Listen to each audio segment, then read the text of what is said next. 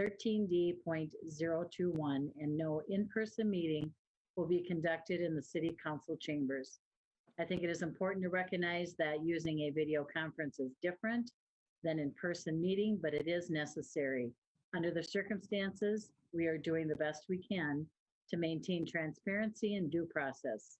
I would appreciate everyone's patience and cooperation as we work through the meeting. Please stand for the Pledge of Allegiance.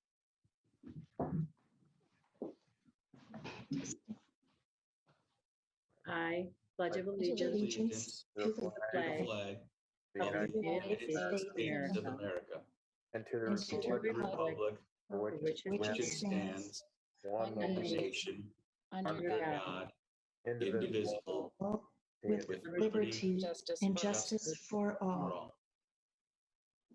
Great, thank you. Being that this meeting is being held remotely, council, when I call your name, please indicate your presence. Councilmember Brox. Councilmember Fulch. Councilmember Fox. Here. Councilmember Lund.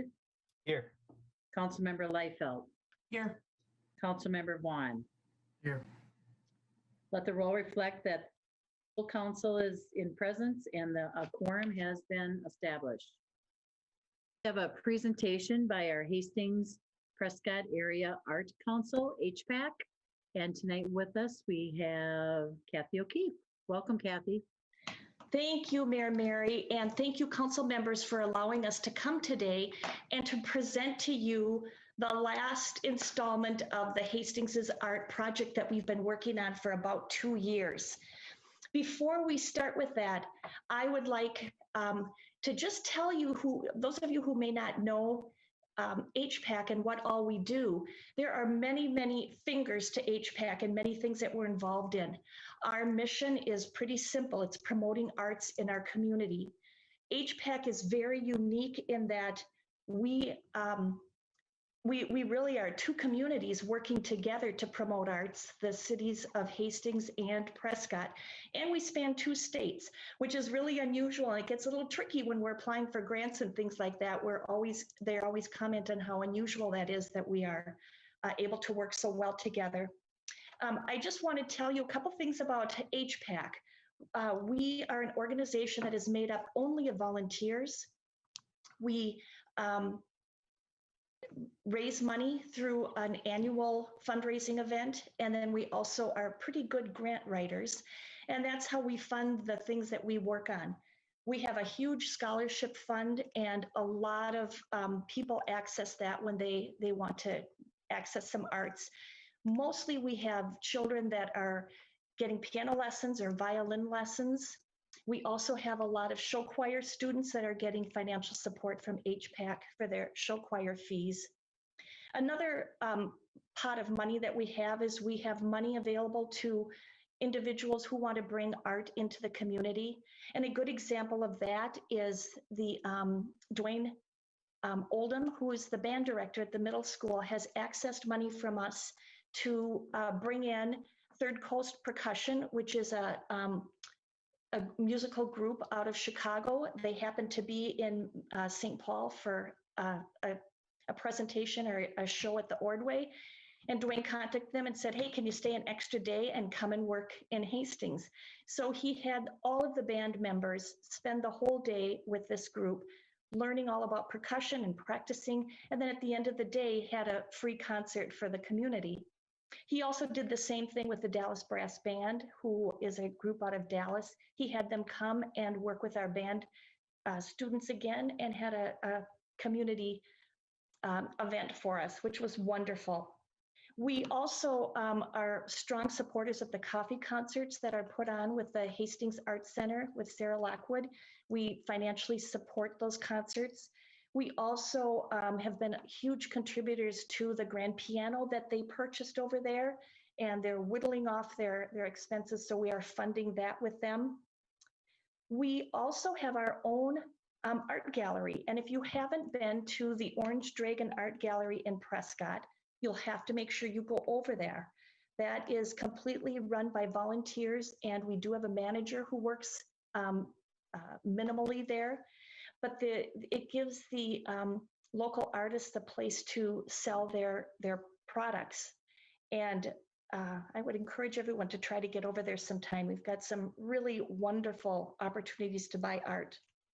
We are also the fiscal response sponsors for the River Valley Band. That is a local band made up of a multi-generational group of people, band members in their day, and they want to keep those skills going. So they have a band with many concerts in non-COVID times. So watch for the River Valley Band information. We also have a Writers Guild that has been operating for about 8 years under the direction of Diane Syed, a former English teacher in our schools. She recently passed the torch to another member, but that's an opportunity for people who want some help with the writing process. And we have many local authors that go to those classes. We support our 2 local theaters, Lectert Theater and the Lumen Theater. And one of our biggest projects that we did was getting art space here. And that was a huge project, and it's been just really successful and a really great place. For those of you that maybe aren't in the art world like us, anytime we talk about Hastings, there are so many communities out there that wish they had what we have. So we feel real lucky that we were able to partner with the city to make that happen. The project that we just completed has been a real labor of love. It's called the Hastings is Arts project, and I don't see it up on the screen, so somebody must be having some difficulty with that. Is anyone seeing our slide presentation? Nobody is seeing that? Ooh. No. Okay. Oh, I apologize for that. All our hard work to get that there. There it is. First of all, some people were seeing it and some people weren't. So is everybody seeing it now? Yeah. Yes. Okay, cool. So that is what the booklet looks like. And those of you that don't have a copy, I am more than happy to get you one. It really lays out all the work that we did to show what's available in Hastings. And can you get it to our vision? Okay. I'm going to just go ahead and read it real quick to you guys. Our vision is to encourage a future filled with collaborative efforts between arts organizations, artists, creative workers, the local government, institutions, businesses, and residents. A future aimed at achieving robust and accessible arts and cultural experiences, and richer, more creative business and workforce prospects for all members of the Hastings community, regardless of age, gender, household income level, racial or ethnic background or ability. This community-driven arts and cultural plan celebrates the initiative and the creative assets of the community of Hastings. With insight and input from the community, our plan offers guidance for the future sustainability and growth of the city's many arts and cultural artifacts and activities and creative economic opportunities. I wanted to tell you a little bit about how this all came to be. In 2008, HPAAC was invited by Arts Midwest to attend a series of discussions that were held all around the state, with a few number of communities being invited to just talk about how you can promote the arts and continue to make that an important feature of your city, and how to work with local government. So the takeaway from that is the group kind of thought, boy, arts is really important to Hastings and really to the life of our community. And so we secured funding from St. Paul Foundation, Excel Energy, and using our own money, we hired Dr. Brenda Kazar, who is an urban geographer and also a professor at the University of Minnesota on that subject. And she came in and worked for a long time through, well, first she worked with you guys to find out what's kind of happening in Hastings and where we need to go from here. She met with the council members, and then her research began. She used surveys, community meetings, and she did a lot of in-depth studies working with the current artists and art opportunities.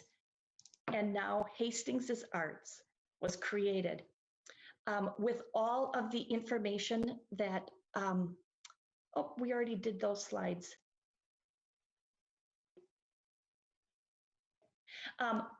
With the, once all that information was gathered, then it was the brainchild of Brian, who's with us today. He's a graphic artist. He put together all the information into that book form. And I am very, very excited to announce that Brian is our newest board member. And so we are, feel like we're a very well-rounded group of volunteers, passionate about providing art. So Brian, do you want to take us through kind of the highlights of what's in the document? Sure, thanks, Kathy. As Kathy said, I'm the newest member to HPAAC. I came here by way of my grandfather, Dick Graham, not my actual grandpa, but as I got to know him in the neighborhood, he kind of became a grandpa to me. And as anyone who knows Dick Graham knows, they really know he represents kind of the hustle, the dedication, the passion, and really the love of this community. That all of the HPAAC members have come to represent to me in the few days and weeks that I've kind of met with them, and it's been great. So I'm thankful to be a part of the group, and we as a group are all thankful to the council for hearing us out and letting us take a few minutes of your time tonight to make our ask. So what we're really asking for from the city and from you is we invite the city of Hastings to join us in our commitment to creating an artistically rich and vibrant community by incorporating our arts and culture component to the existing 2040 comprehensive plan. And as Kathy said, in support of our proposal, the following pages, we've pulled out a few of the higher level bits from our findings and the subsequent report, which you can all view the full report, but these are kind of just some things that rose to the top for us that support our proposal. So I'll just jump right in. First and foremost, the findings showed a $2.4 million economic impact from arts and cultural organizations and audiences in the city of Hastings. $57 million impact from artist spending in Dakota County, which is pretty impressive. Pretty impressive numbers. Additionally, county creative businesses generated more than $3.3 billion in revenue in 2018 alone. So that's some of the financial impact. As far as the job aspects go, 4,615 creative workers in Dakota County in 2018, with a pretty healthy average median salary of just under $25, which is fairly impressive. So all of those numbers, in addition to this one, pardon me, we also identified 166 organizations in the creative sector in Hastings, with 45 nonprofit arts and cultural organizations and venues additionally. Also pretty impressive. So those are some of the more positive aspects of the surveys and the research that Brenda and the team did. On the other hand, we did realize that there are areas for improvement. So we wanted to highlight just a couple of those as well, ways we can do a little bit better. So for example, when asked about the value of arts and cultural experiences for youth under 18, respondents offered a host of reasons to sustain and grow this type of programming. Yet the levels of satisfaction among parents indicated there is more room for improvement, as only 12% were very satisfied, 56% were somewhat satisfied, and 32% were not to or not at all satisfied, raising a real big red flag that there is, that definite room for improvement. And that's where we want to kind of start taking a look with our team as to ways to maybe solve some of those issues. So to wrap up, we also, part of the survey was to get some actual community member feedback. So that's what you're going to see here. One of those was to offer opportunities that can't be found anywhere else. There's a growing presence of millennials and Gen Zers who are looking for these sorts of unique experiences. To create opportunities that are equitable and feasible for various populations in our community, and instead of charging for everything, have people give a free will offering for the activity. I would love to go to many more things, but can't afford them. So again, just to show that there's a disconnect in the community that want to attend some arts and cultural things, and they just there is not quite a way for them to do it. And you'll see in the report that there's many more examples of those things. I don't have to read this as well, but you can see that there's more comments from our community, and we just think we could look at addressing some of those. So I'll wrap up and hand it over to Northard to wrap it up.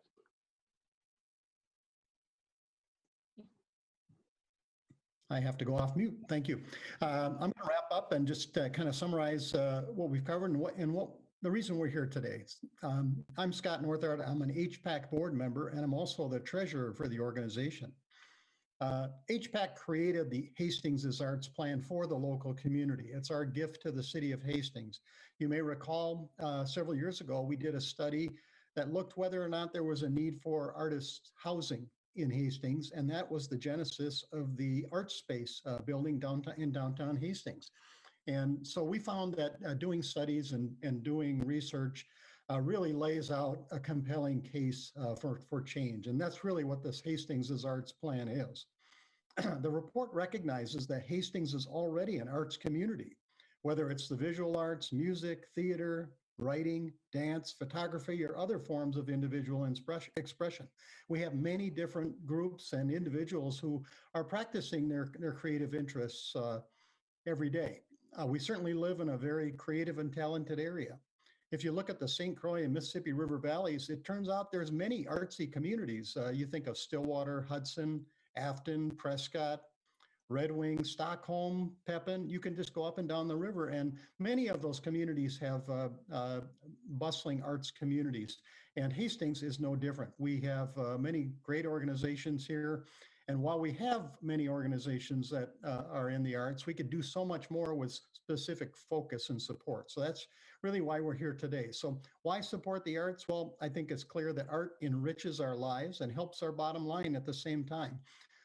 Arts got a lot of people through the COVID pandemic by practicing their creative interests, and a lot of organizations had to innovate. For instance, HPAAC created virtual programming for people to practice the arts during the pandemic. The Hastings Arts Center created online streaming of the Tuesday coffee concerts, the free concerts that we provide. So the different organizations have pivoted during COVID and continue to offer arts opportunities.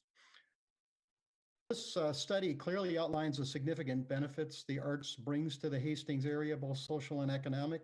It also creates an opportunity to build on our successes by having a formal plan for the arts. That's really what this report is. And when you get a copy of the full report, you'll see we have specific actions in a number of different areas on how to promote the arts, how to grow the arts and culture within our community in a very, very constructive way that rewards the community not only from a social method, but also from an economic method.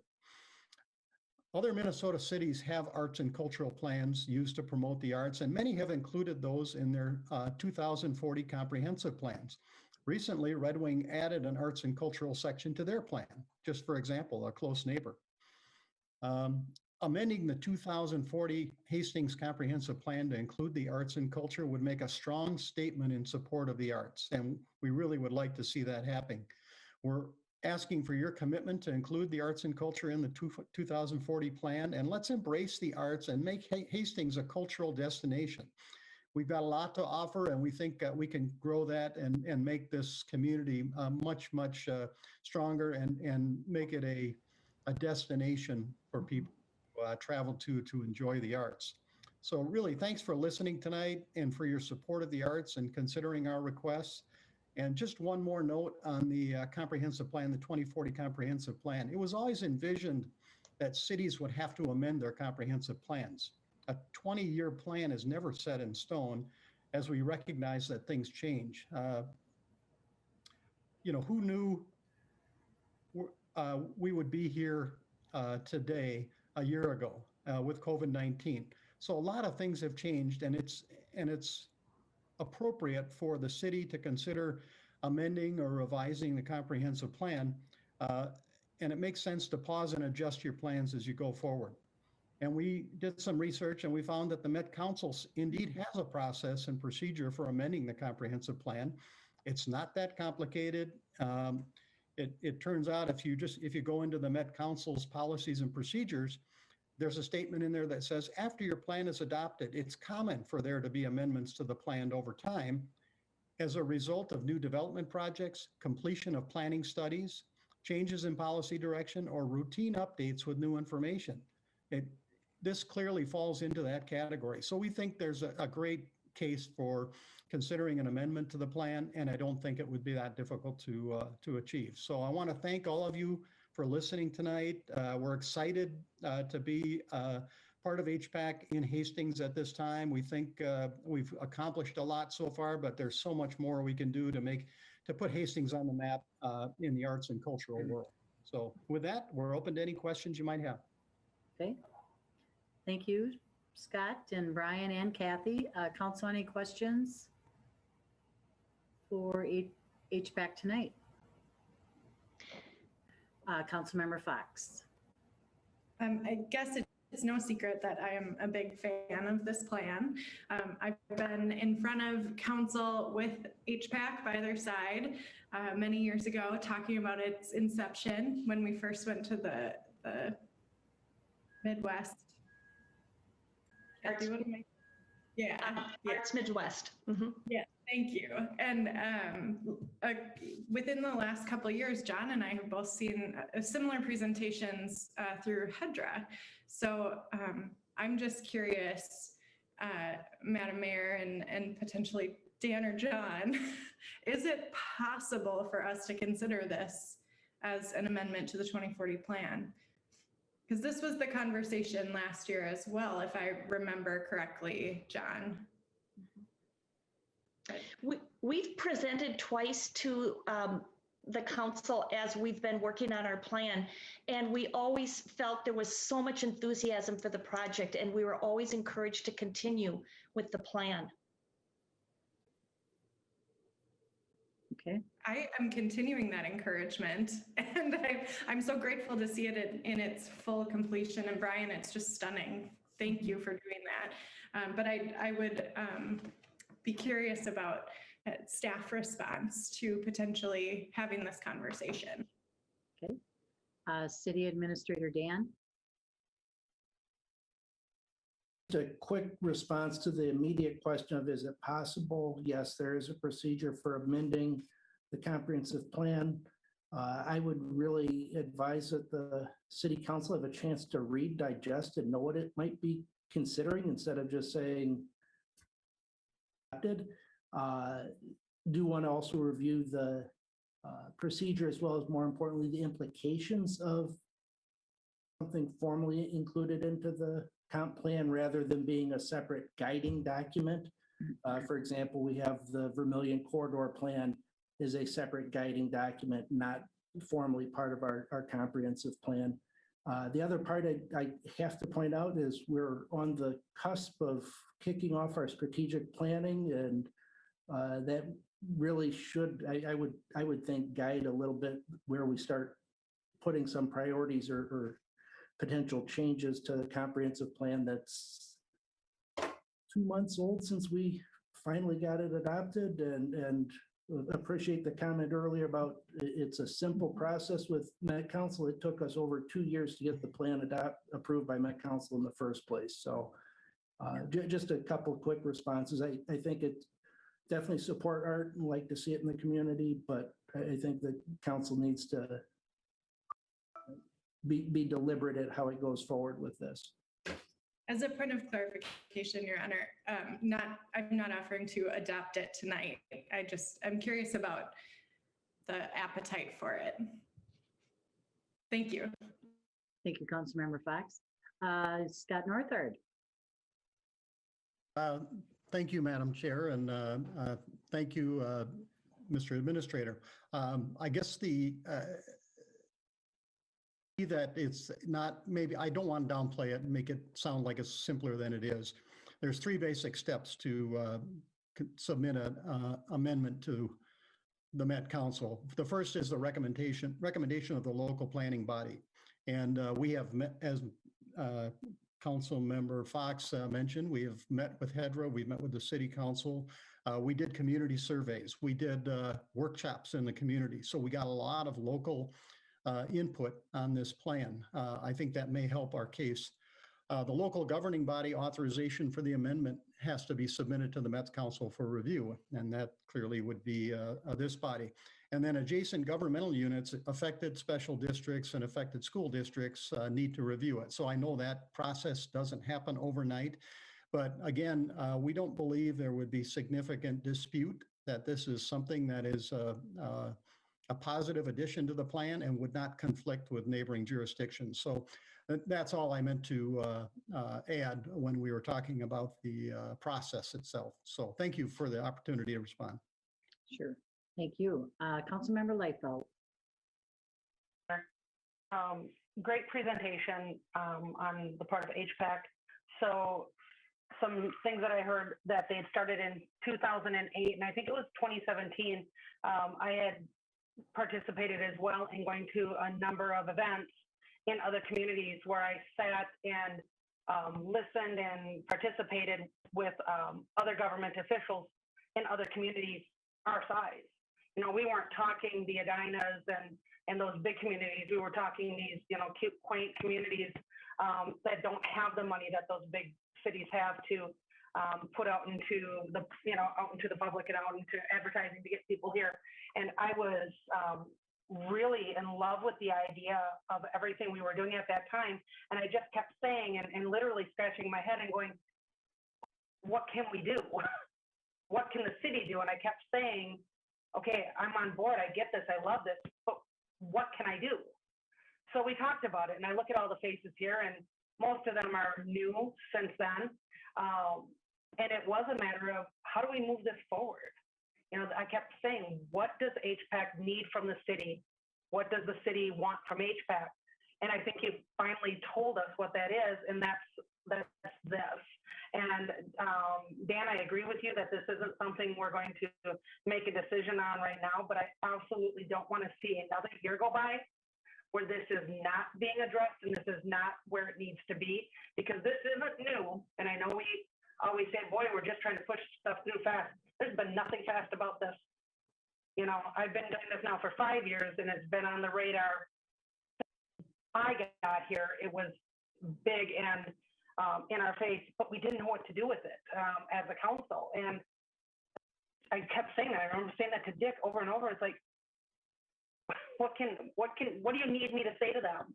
What do you want me to ask for? So I'm all in favor of whatever it takes for us to get this conversation in front of us. I don't know if that's a workshop or what exactly that is. That's where Dan comes in with his, you know, excellence and how do we earmark this? How do we start talking about it? And again, I just want to state, I don't want to wait another year sitting around going, well, gee, we'll talk about that later because we're in a rush right now to get started with the next thing. So I would like to see us start moving this forward right now and show the city, because I think we've proven over and over for years that this is a positive addition, and the money involved in the arts in the community, I don't think a lot of people pay attention to. And when you see these numbers, and they're hard to deny, and that is something that we should be working with. So I'm strongly in support of what you guys have going, and I appreciate what you've presented tonight. Thank you, Councilmember Lightfield. And Kathy. I think I mentioned this before. I know that you each got a PDF of the complete booklet, but those of you that are like me and it doesn't exist unless it's in your hands, I'm happy to get a copy to each of you. If you want to somehow get in touch with me or raise your hand, and I will hand deliver them to your door.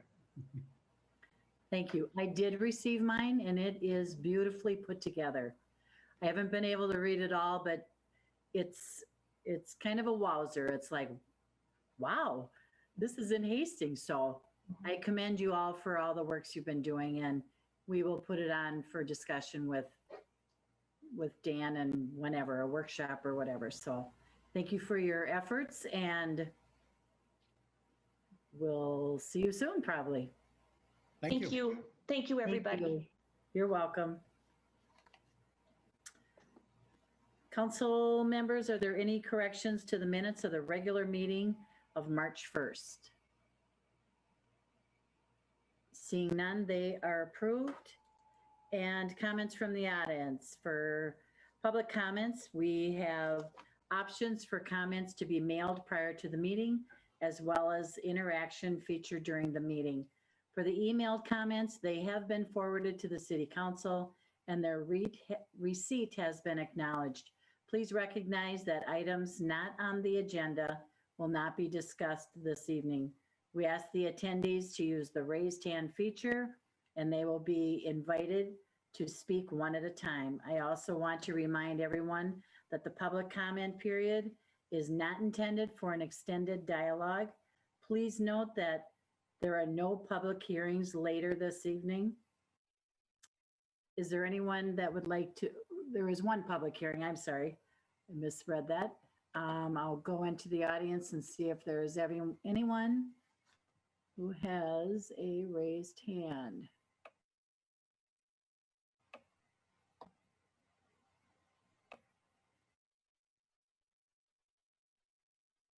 I do have one person, Tom Day. Would you let John, would you let Tom in?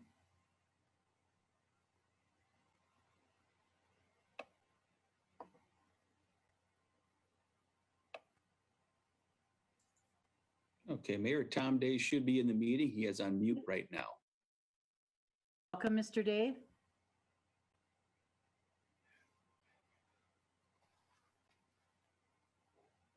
There he is. Sorry, I didn't know I was controlling it. There you go. I just want to make sure, is this the appropriate time to talk about the no wake zone? Yes. Okay. I'll try and be quick here. Good evening, Mayor and council members. My name is Tom Day. I'm an owner of a slip at Hubs Marina and serve on their no wake committee. I really appreciate the opportunity to talk with you today about this important matter. We all remember the funny scene in Caddyshack where the inexperienced Rodney Dangerfield, while driving his oversized and overpowered boat, wreaks havoc on the water by throwing a big wake, dumping people out of their smaller vessels, disrupting fishermen, knocking people off one dock, and ultimately doing damage to a boat that is tied to another dock. I hate to tell you, but this happens almost every day in Hastings during boating season. I've witnessed children and elderly people being knocked down on the dock from a violent wake. My wife and I have teetered on the edge of our boat as we feel the repercussions of a large high-speed boat that passed by several minutes before, only to turn around at the dam and come back and throw us around again. There's no speed limit on the river. I've watched kids fishing from the shore near the public dock get thrown down on the rocks by these man-made waves. We've come to our boat to find that everything inside has been tossed. I have friends that have twisted knees, bruised bodies, pulled muscles to the point of needing surgery. I've heard of others with broken bones or pets being knocked in the water and pinned between boats.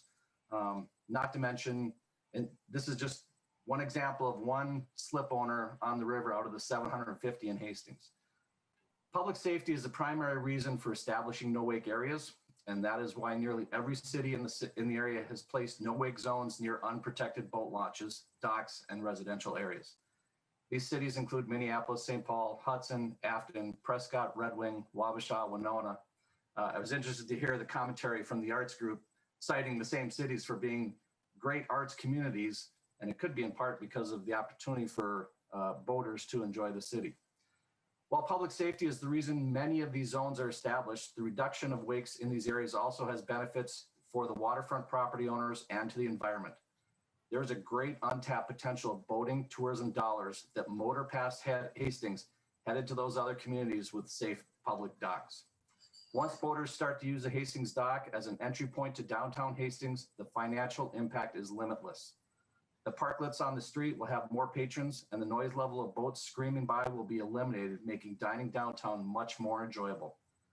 This is in part why the Hastings Downtown Business Association also supports such a measure. We implore you to create a safe boating environment for your citizens and guests that use the public landing and public dock, as well as the thousands and thousands of boats that pass by your city every year. I've got more, but I've taken enough of your time. I appreciate it. I stand for any questions. Okay. Thank you, Mr. Day. Any questions for Mr. Day, Council? I see none. Thank you. Thank you. I'm just checking in the audience for any other raised hands. Yes, I have a Matthew Francis.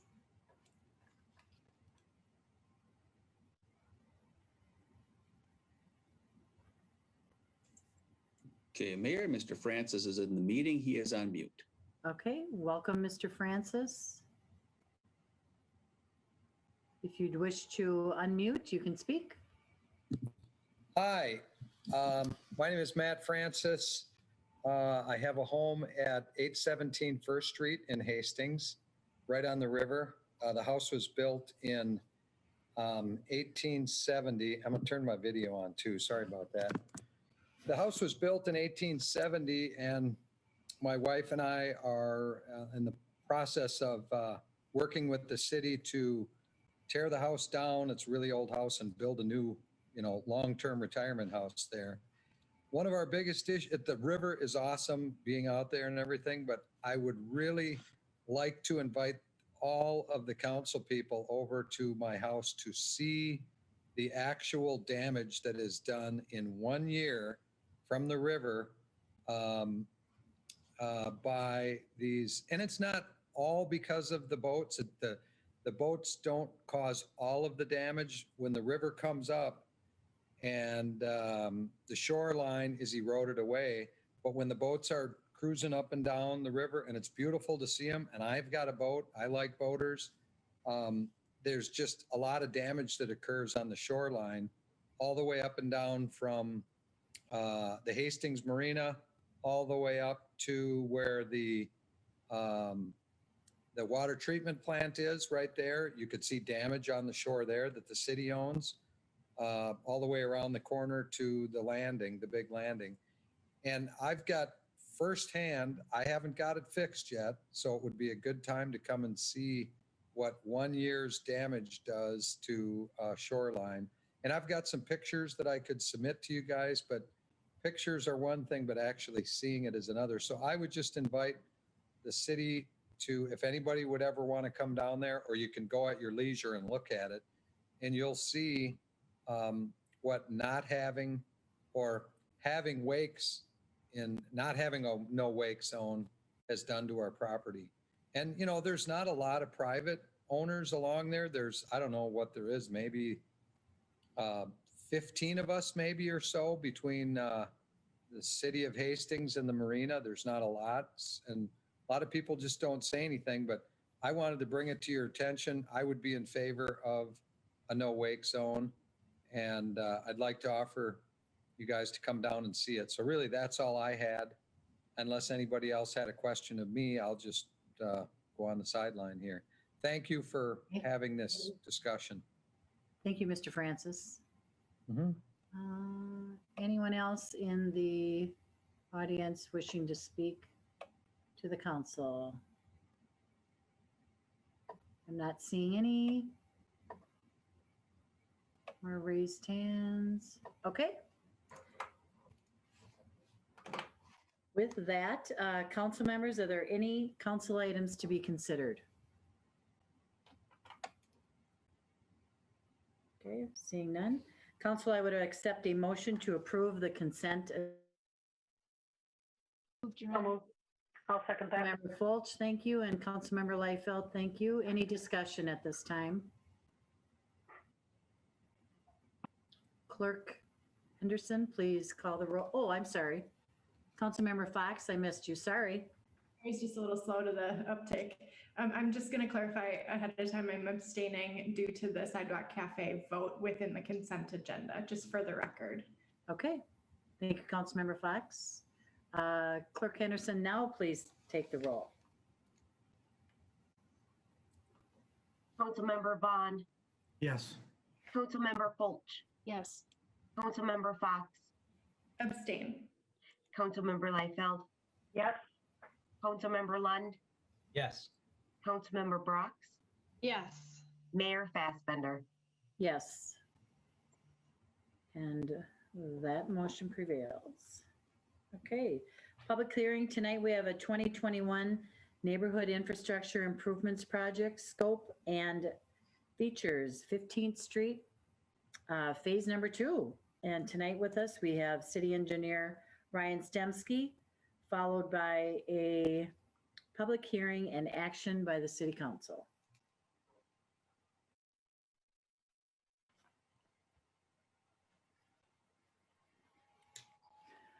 Great. Can everybody see my screen? Yes. Yes. I'm getting a thumbs up. All right. Okay. So tonight, as the mayor, thank you, Mayor, has introduced this topic, we are here to talk about the 2021-1 city project. That is the second phase of 15th Street. Tonight, we are just going to go through the project scope and features. So tonight will be a presentation talking about let's see if I can get you on slide mode. So tonight we'll first cover the presentation on the scope and features, followed by conducting a public hearing. And then after the public hearing, there will be a resolution consideration to order the improvements, approve the plans, and authorize the project for bids. So just to kind of remind everybody what we're talking about here, Street Phase 2 is from Pine Street over to Pleasant Drive. You may recall from last year, we completed the first phase of 15th Street. That was from Vermillion Street down to Pine. And so we're picking up the same project scope and features at Pine and continuing the project to Pleasant. Some existing condition photos. If anybody's recently driven this portion of 15th Street, I think it speaks for itself. The pavement is severely distressed, uneven, cracked up, brittle, beyond its useful life. So this has been on our capital improvement project program for quite some time. And this is the year we've programmed to address the failing pavement out there. The sidewalks along this portion of 15th Street are less than 4 feet in width. They're directly behind the curb and gutter. So that presents really no space from pedestrian movement to the vehicle movements. We'll talk about a little bit more about that later. Also here, just kind of a unique feature, existing condition of this portion of 15th Street from Hillside. This is kind of at the crest of the hill between Hillside and Oak Ridge. You can see on the north side of the street, homes are at a much higher elevation versus on the south side of the street, we have a little more flat grade and homes that are lower elevation. So we need to work with this existing topography. It is nice, and we did set up the corridor to have sidewalk improvements done to the south side. You can see there's a much flatter slope to work with. And so it fits in a lot nicer versus having to, you could imagine trying to have a sidewalk cut in on the north side with those steeper slopes would be very challenging. Plus, obviously, we're always trying to avoid impacts to existing trees along the corridor. So these are some of the constraints we have to work through during the design of the project.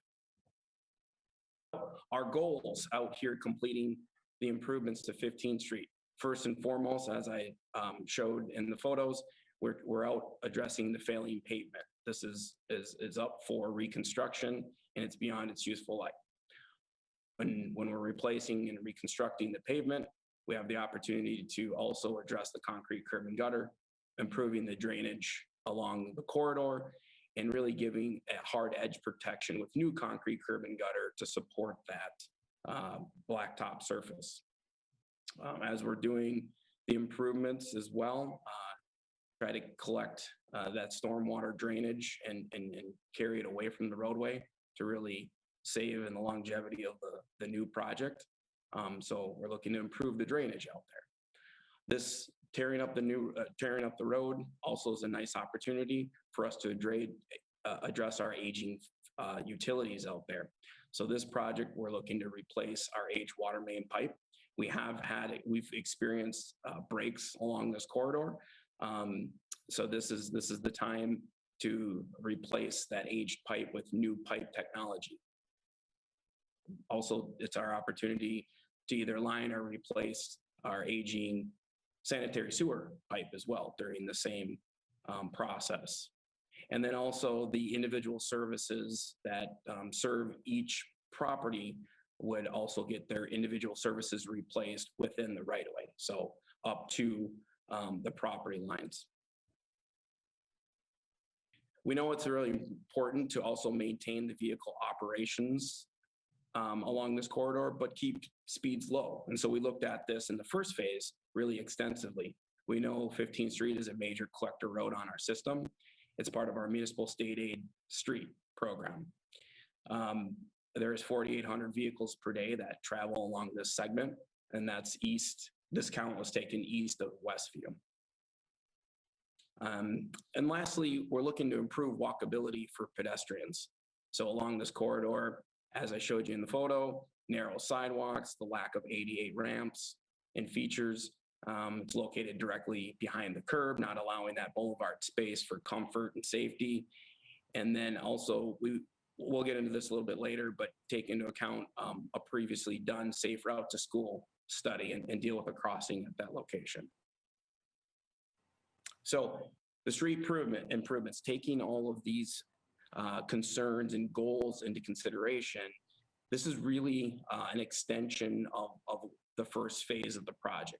So you can see in here, we've taken the existing width of the street, which ranges from 40 to 44 feet in width, and we've narrowed it down to 36 feet in width.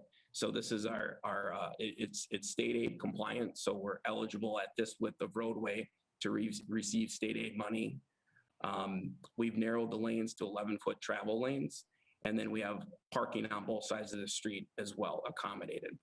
With this section as well, we have a 5-foot boulevard. So that's that boulevard space, that gap from the curb to the sidewalk, presents some nice separation for our pedestrian experience.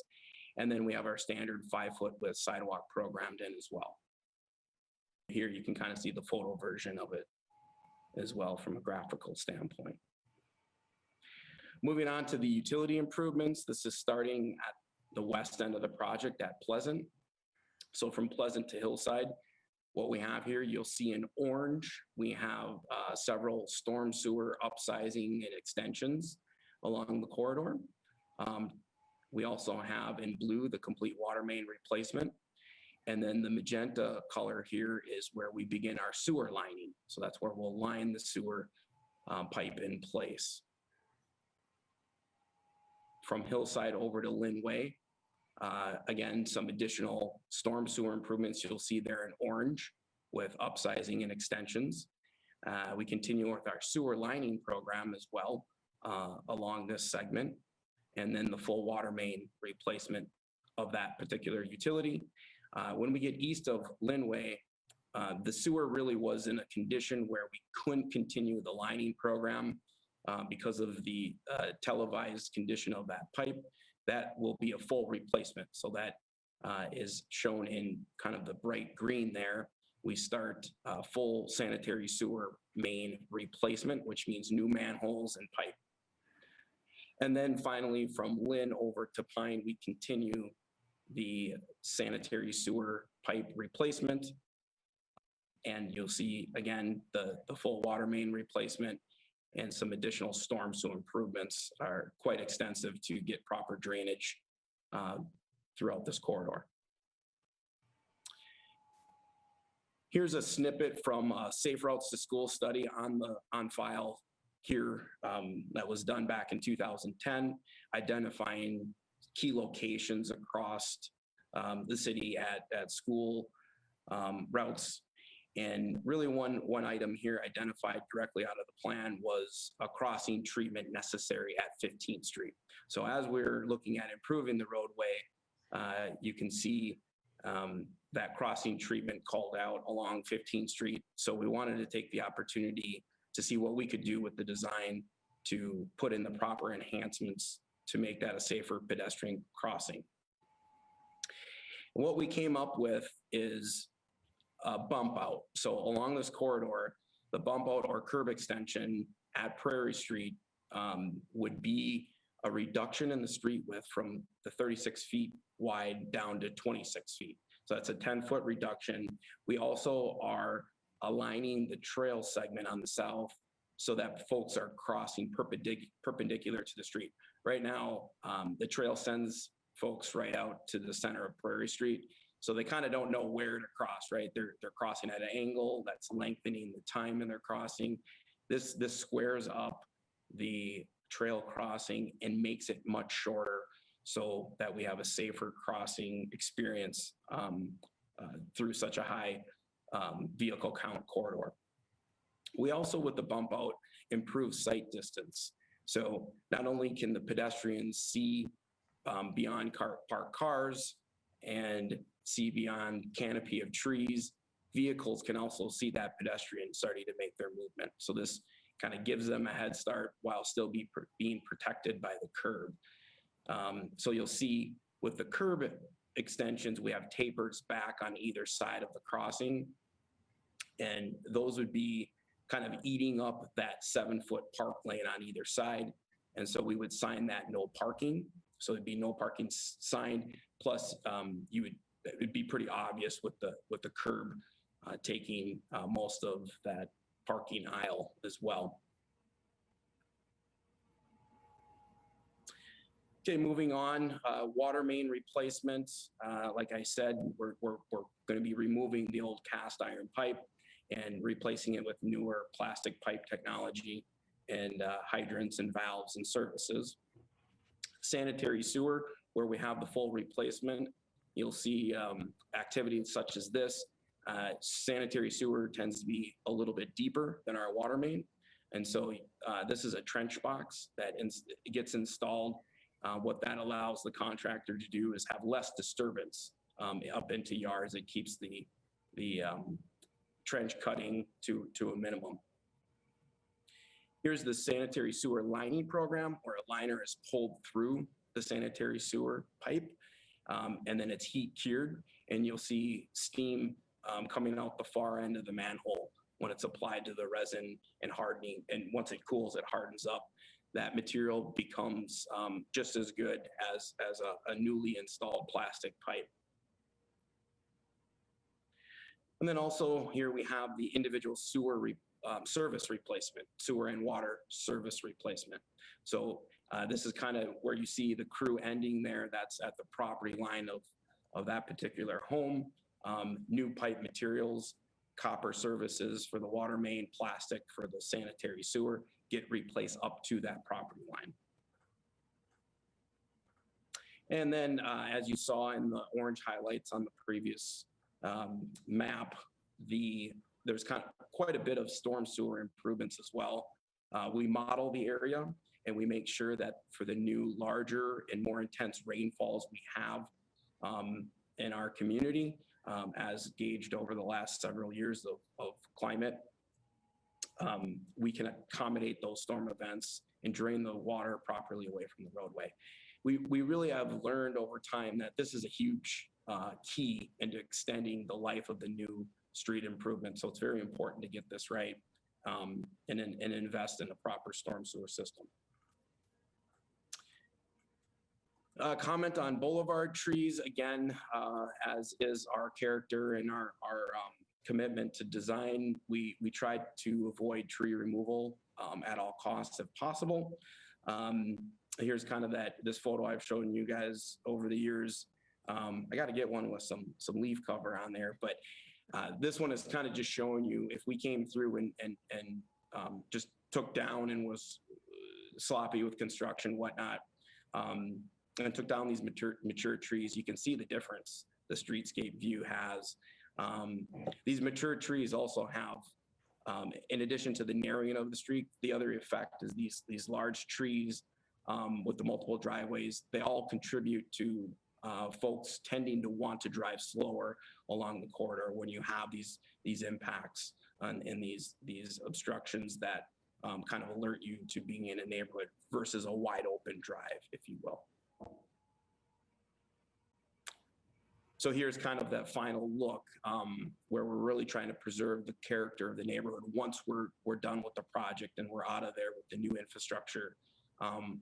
You know, being careful around the trees and letting those boulevards restore, you know, to their natural condition is really a key goal so that we get this final look and feel for the project. So these improvements cost a total project cost of $3.8 million. So that's the construction plus the soft costs. So the legal, fiscal, and admin costs total the $3.8 million. That's really broken down by about 1.1 million in bonded debt, 580, call it nearly 582,000 in assessments for the project. The wastewater fund is about 530,000, water fund 800,000, and then our municipal state aid account would be contributing 750,000. So that's kind of the breakdown of funding proposed for the project.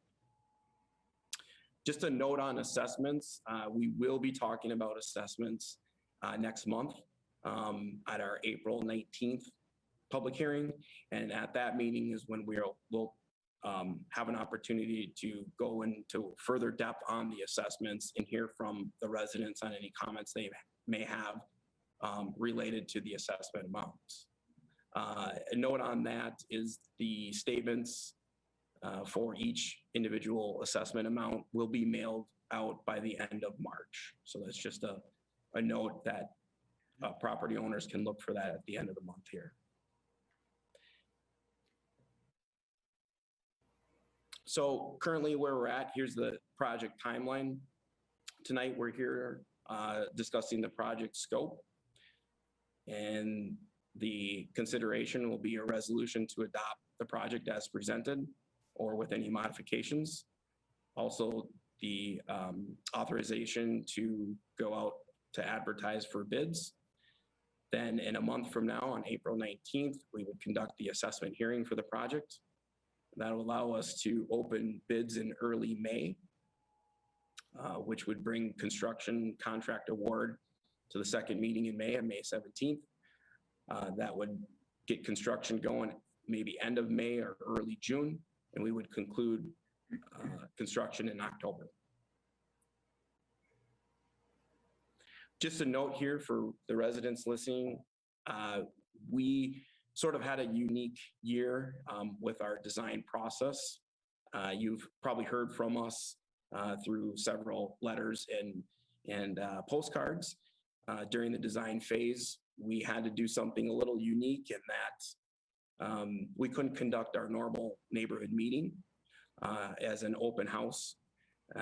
So rather than do it that way, what we did is sort of beef up our project website. We put presentations on there describing the improvement project process. We also put resources and handouts that we typically would provide at the open houses.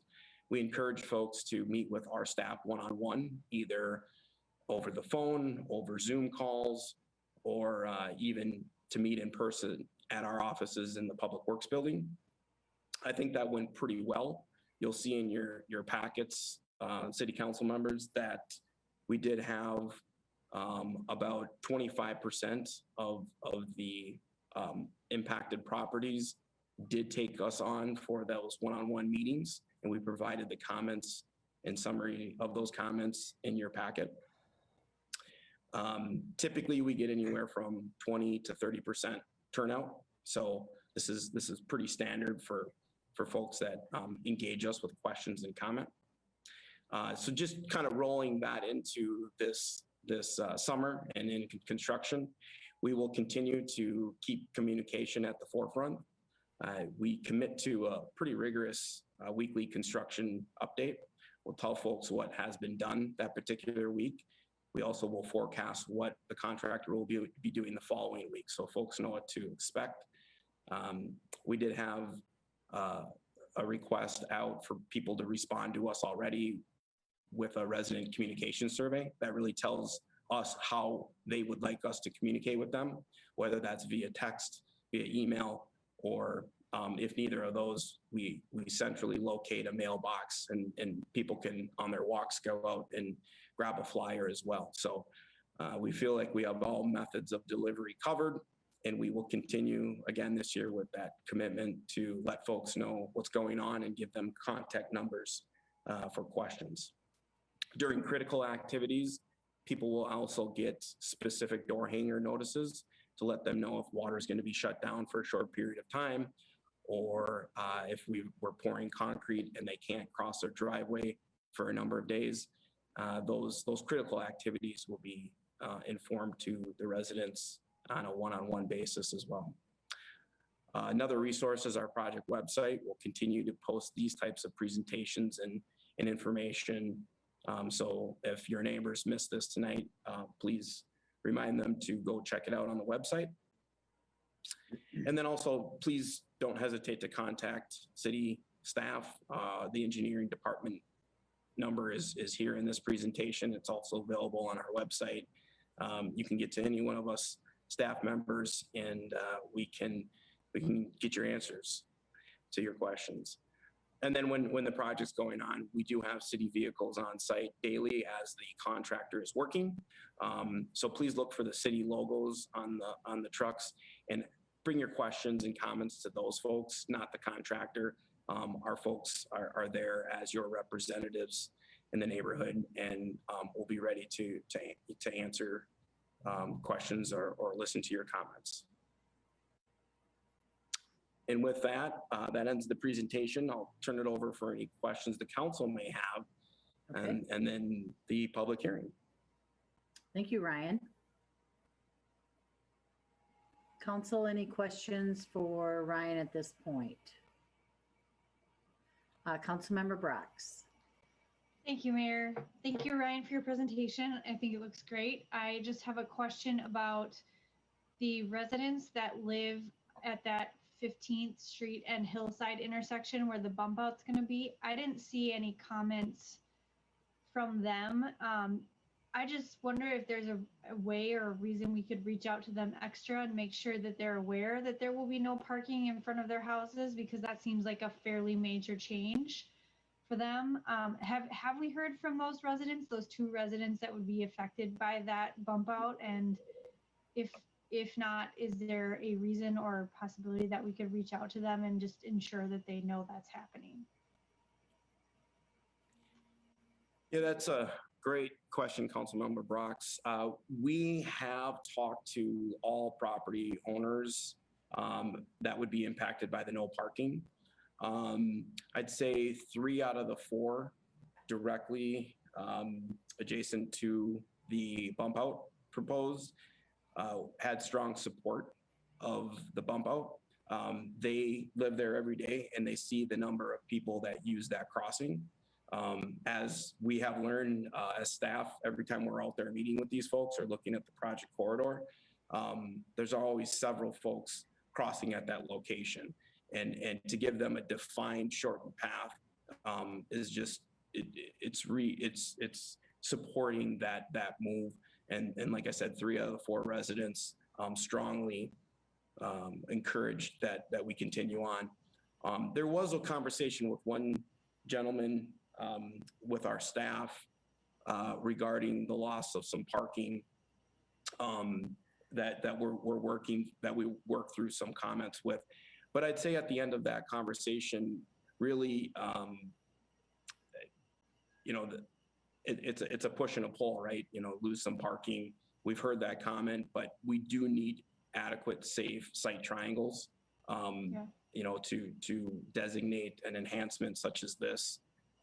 So, we take the crossing time and the speed of the corridor into consideration and draw out site triangles, and we really need to meet those distances and move those obstacles, being the parked cars.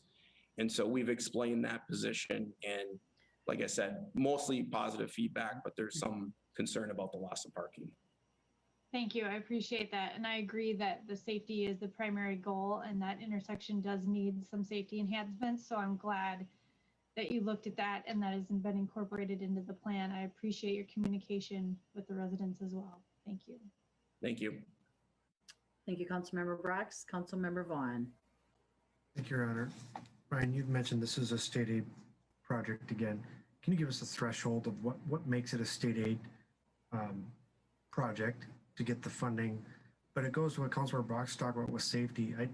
I noticed that due to recently, one of the residents talked to us about their mailbox location.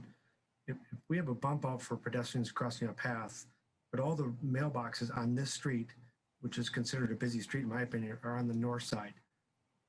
How come? Is that common in a lot of our streets, or is it their mailbox? Are we always having residents cross the street to get their mail? I'd be curious, and you may not know that, but might be a question for us to check with the U.S. Post Office. Thanks.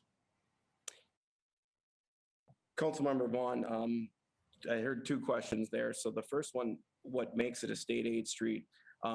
We get to designate 20% of our mileage in the city of Hastings to be on a state aid route, the municipal state aid system. That has some rules with it. They've got to be collector roads and they've got to connect up to collector roads. So there's some rules of the game. We make,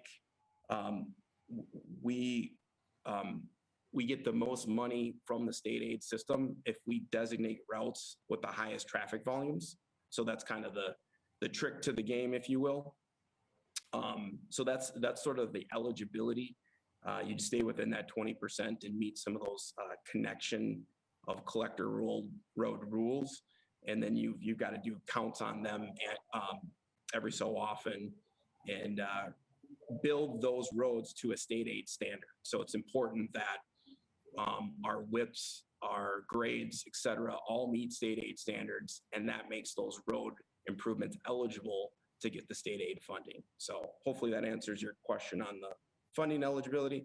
And then second question, the mailbox. Yeah, you know, we did notice that too, Councilmember Vaughn, and we've contacted the postmaster to actually talk about this. And it really doesn't make sense to send our residents across a road with this high of an ADT to go get the mail and then cross back, right? So I thought that you're spot on with your comments. Our concerns were there as well. I think we actually got pretty positive feedback from the postmaster to be able to bring those mailboxes back onto the south side of the street so that they could be split. So I haven't heard final word on that, so don't quote me on that. But we actually got a return phone call, and we've got some positivity there that the mail provider has to go both ways. So it wouldn't really shorten or it wouldn't really lengthen their time of delivery. So I think we might have a win-win here, and I'll keep the council updated on that final decision by the postmaster. Thank you. I appreciate it. And Your Honor, I would recommend maybe we write a letter on behalf of the city to represent those residents to the postmaster saying that we would encourage that. I would think the residents would want that so they don't have to cross. Sure. Thank you. Thank you, Councilmember Vaughn. Any other discussion, Council? Councilmember Liefeld? Just a real quick side note. Ryan, do you know how many streets in town we have that have mail on only one side? Ooh, I don't think we've ever taken that inventory. I think I saw Nick shaking his head. We don't know either. So okay. Well, that's something that you're looking into. I would throw in my hat for Pine Street. I have a hard enough time backing out of my driveway. I would hate to have to walk across the street to get my mail. It's on my side of the street. So, but I do know we have a high number of older residents in the area, older than myself even.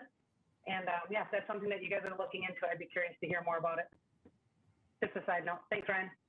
Excellent presentation. For anyone who drives daily on 15th Street, and I drive from Pine down to Vermillion, and it's awesome. That new road there is just awesome. I'm still getting used to that bump out when I turn from Pine Street onto 15th. I might have hit it once or twice, but I'm getting used to it. So it's awesome. It'll be fixed with this project. Sounds good. Ryan, I'm just curious, when was the last time this project was done on 15th Street? Like how many years ago? I'm just curious. Do you know? I'll defer to Nick. Okay. Yeah, I believe it was around 1988. So we're, 30 plus years. Okay. Is that a typical time frame? Well, yes and no. I mean, I think a lot of streets would have a similar interval, but it's all going to depend on how they wear. And when it comes to 15th Street, I'll use the quote because I don't think Ryan did, but there's not a whole lot of effort we have to do to sell it based on road condition with this one. It's been waiting for, I've had it on my list for 10 years. I'll just say that because it's been in pretty rough shape. And so we look to the road conditions as one of the primary guiding factors there. Thank you. Other discussion, council. At this time, I will. Fulch? I had a quick question. Nick, I was wondering, or Ryan, I was wondering if there was going to be crosswalks actually marked better at the intersection of 15th and Pine now that the roadway is going to be done. And then also, if you go up like a block from there, what would that be, west? There's also where a trail comes out from behind the Augustana nursing home area, and then people can cut out across there and go over to the middle school. And like you see a lot of kiddos walking that way in the morning before and after school. So I was just wondering, what were the intentions for the crosswalks for pedestrians? Yeah, we will, Councilmember Fulch, we will complete the crosswalk marking at Pine and 15th Street to your first point. And then the only other marked crosswalk is going to be at Prairie. So I don't believe we have any other marked crosswalks identified at this time. So the other locations lack proper site distance or whatnot. So, we want to encourage people to be crossing at those safe intersections, which is always legal, or at the enhancement there at the bump out. Okay, well, I'm sorry, I can't recall where Prairie is along 15th Street, so I'm not exactly sure where that is, but do emerge out of that trail that's right behind Augustana, and I'm sorry, I don't know what the cross street is, but it's right across from the middle school. It's the side street. It's on 15th West. Prairie. Is that Prairie? That is Prairie. It is Prairie. Oh, good. Okay. Yeah, that's what they're talking about. All right. Okay, thank you. And then my last question is that stop sign that's at the bottom of 15th on the hill there, so that would be, again, just west. Linway, thank you. Someone knows all the roads. Is that going to be removed if you're narrowing the street to help slow down traffic?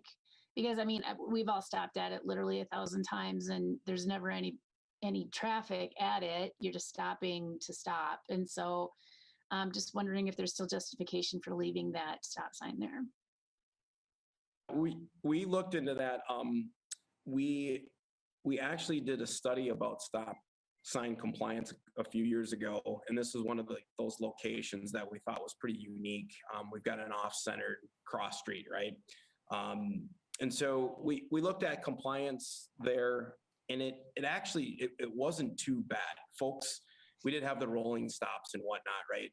But it wasn't so egregious that we decided to take it out. We looked at options during this design to better align the north and south portions of the Linway there. And it was too impactful to the existing homes and front yards and side yards. So, and it didn't really get us much. So yeah, the proposal in this project is to keep the geometrics the same way, and then to leave the stop signs in place. Just one of the big reasons is because they are off-centered. And so we want folks stopping and realizing the right of way all around them before they proceed on through, especially when they're not lined up with the cars on either side of 15th Street, the north and south side. So we decided to leave the stop signs.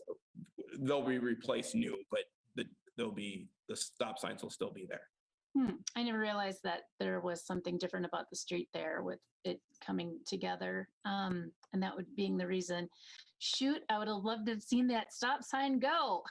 So I got to vote for letting it. If you really want to get rid of it, here's one vote. So thank you. Thank you, Councilmember Fulch. Any other discussion, council? Okay, at this time, I will open the public hearing for the discussion on 15th Street. Please use the raised hand feature.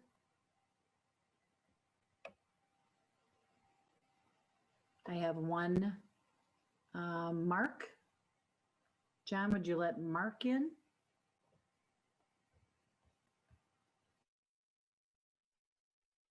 All right. Oh, there he comes. All right. Welcome, Mark. If you want to unmute, you can speak to the council at this time.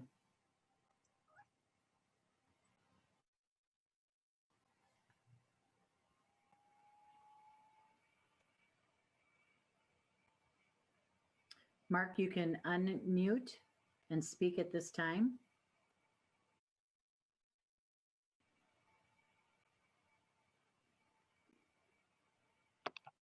There you go. Okay.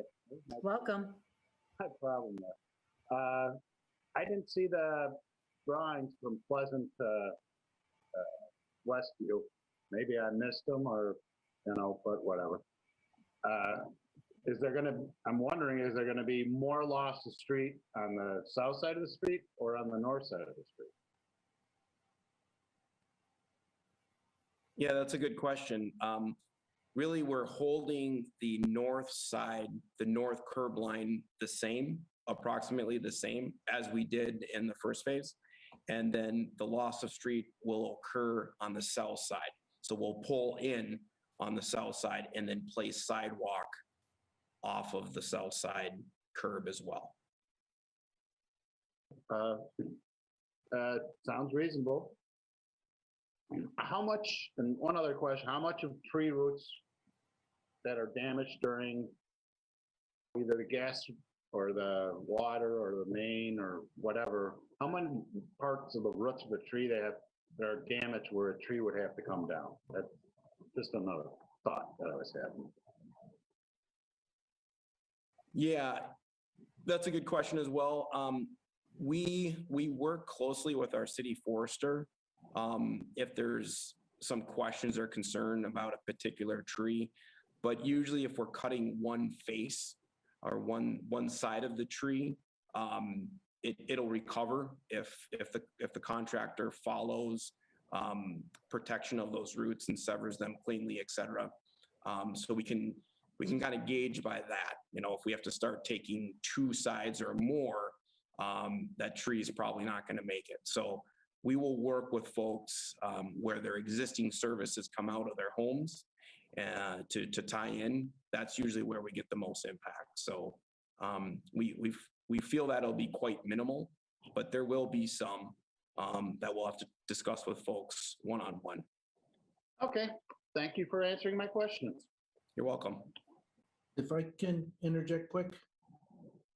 Yes, Dan. Mark, are you still there? Yes, I am. Great.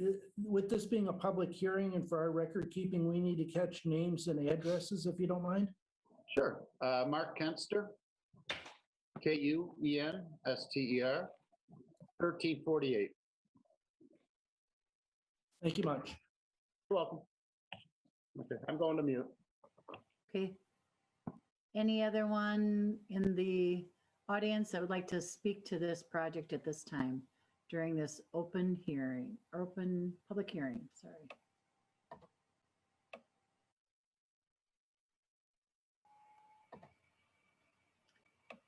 At this time, I see no raised hands. Mayor, I just let Dave and Lisa Foster into the meeting. All right.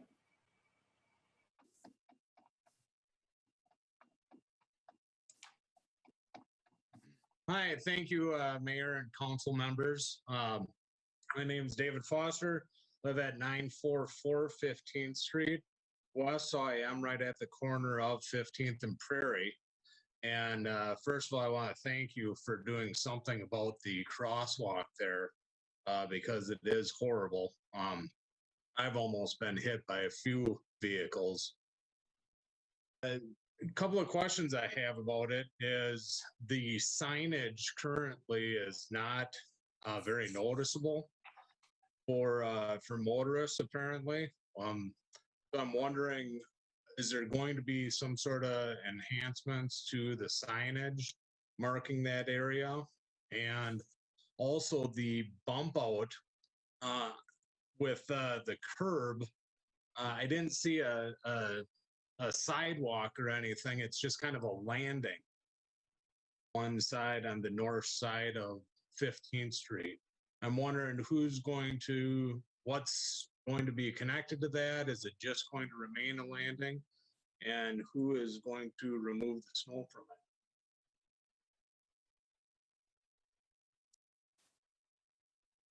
it? Yeah, so the first question was regarding to the sign enhancements, and correct, new signage will be placed with proper retro reflectivity, positioned to work with our new bump out locations, so they'll be more visible.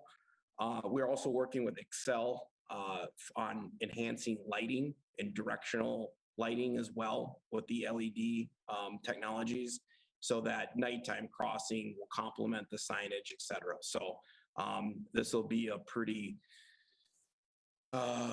enhanced crossing on all aspects. So thanks for bringing up the signs. Second question, the landing on the north side, I believe you were asking about. And yes, that will just be a landing. That doesn't prevent someday for a sidewalk to go and fill in gaps along Prairie to the north. That could happen someday. That wasn't in the scope of these particular improvements. So that landing will just stay the way it is now. As far as snow removal, I believe we did talk to that resident on the corner, and I honestly don't remember the conclusion we came to on that. So I'm drawing a blank on who would clear that snow. Nick, do we have similar areas in town that we've dealt with snow clearage on a head ramp that doesn't really continue on? Ryan, excuse me, council members, the city's policy would be that snow removal on any sidewalk segment is the adjacent property owners to clear. I'm sure we have a couple of scenarios where there's a ramp kind of by itself, but we have not treated those differently from that policy. So in this case, that would be the adjacent property owners to shovel that one off. And then ultimately, if there were ever a sidewalk extended through there, it would be the same.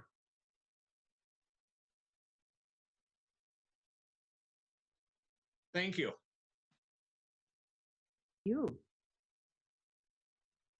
That it for your questions, Fosters? Yes. Okay, thank you. Looking for other raised hands in the audience.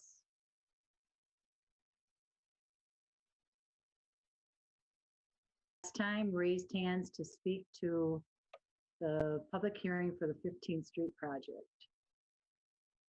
Seeing none, unless John, you're seeing any? We'll close the public hearing.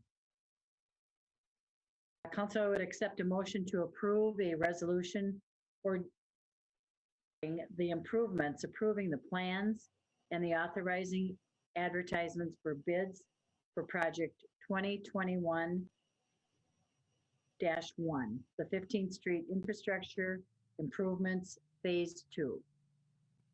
I'll motion to approve, Your Honor. Councilmember Brox. Councilmember Lund. Discussion, council. Please call the roll. Councilmember Vaughn, Yes. Councilmember Fulch, Yes. Councilmember Box, Yes. Councilmember Liefeld, Councilmember Lund, Yes. Councilmember Brock, Yes. Mayor Fassbender. Yes, and that motion prevails. Tonight with Public Works, we have a resolution to approve project scope and feature and authorize advertisements for bids for the 2021 neighborhood infrastructure improvements. We already handled that, so.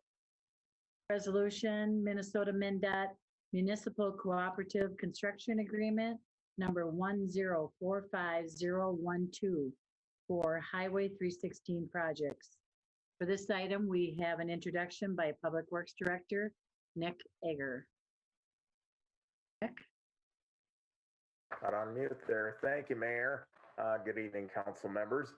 This is one of 3 agreement type documents that we'll be asking for your blessing on this evening, and they all tie into the Highway 316 project, which we're just a couple months away from construction now.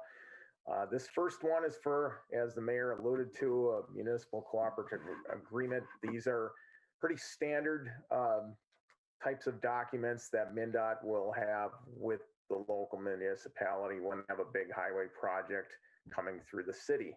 And 316 is no different in that respect. What they really do is lay out the cost share responsibilities as well as some of the future maintenance responsibilities of the parties are the primary elements. As everybody here knows, we've been working with MNDOT for the better part of the last 3 years, actually probably closer to 4 years now, on moving through and getting public engagement and feedback and lots of analysis that all fed into formulating a scope of the most prudent things to do with respect to the transformation of the roadway. And the main features that this project will have when all is said and done are 3 compact roundabouts and some key intersections, some pedestrian trail enhancements. We've got a full urbanization of the corridor with curb and gutter and medians coming to the roadway, and a lot of drainage and other utility improvements. So it is a complete reconstruction, and there are a lot of project elements. MNDOT has a cost sharing policy where municipalities are expected to pay for certain components and percentages of the overall improvement when it comes to their legs of the intersections that are involved and so forth. So we have that. We obviously have some of our own municipal utilities that we have to address as this project presents that opportunity. So the city will have costs in that as well. And then ultimately the city will have some maintenance responsibilities. Again, not anything that's too out of the ordinary for these sorts of projects. We do have routine minor maintenance duties on a lot of the storm sewer system elements. We've got to clear snow and do pavement maintenance on the trails that'll come eventually. And for that, that's incorporated here. Snow and ice control on city intersection elements, the legs that come into the roundabouts, as well as some of the central island snow clearing on the roundabout, whatever MNDOT may miss or leave as a remnant as they move through. Shouldn't be much of an imposition on our front because we'll have to utilize those intersections anyhow to turn around and do our own streets. So we're kind of going through them anyhow. But then also our own utilities clearly would be among the things that we need to maintain in perpetuity, just as we have all this time. The total project cost for this is about $7.5 million.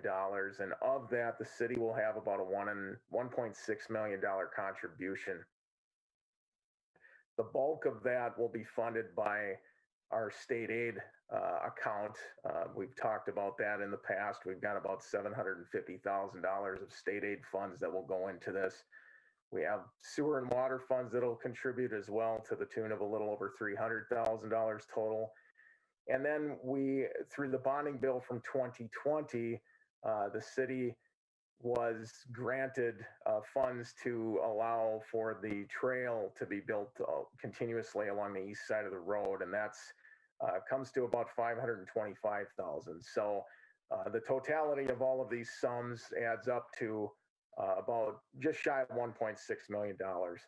And as for the trail component, the city does have the responsibility to front the funding for all of these things, but we do get a reimbursement back once that trail is being built. We can start to make claims and request for reimbursement funding on that. So in the end, once that reimbursement occurs, we'll have a little over $1 million in total out-of-pocket city funding that's put into the project. The agreement is attached in your packet. We do have to adopt this with a resolution. City Attorney Land, as well as Ryan and myself, have all spent extensive time reviewing the documents and going back and forth with MNDOT to iron things out as best we felt we can. We have been able to make some gains on things, and for other things, MNDOT holds pretty fast to their standard operating procedures. I've been through these before and feel we've exhausted our efforts, but we're comfortable with where it has landed. So our recommendation is for the council to adopt the resolution that would approve the entry into this municipal cooperative construction agreement and get that back in MNDOT's hands. Thank you, Nick. Any discussion, council?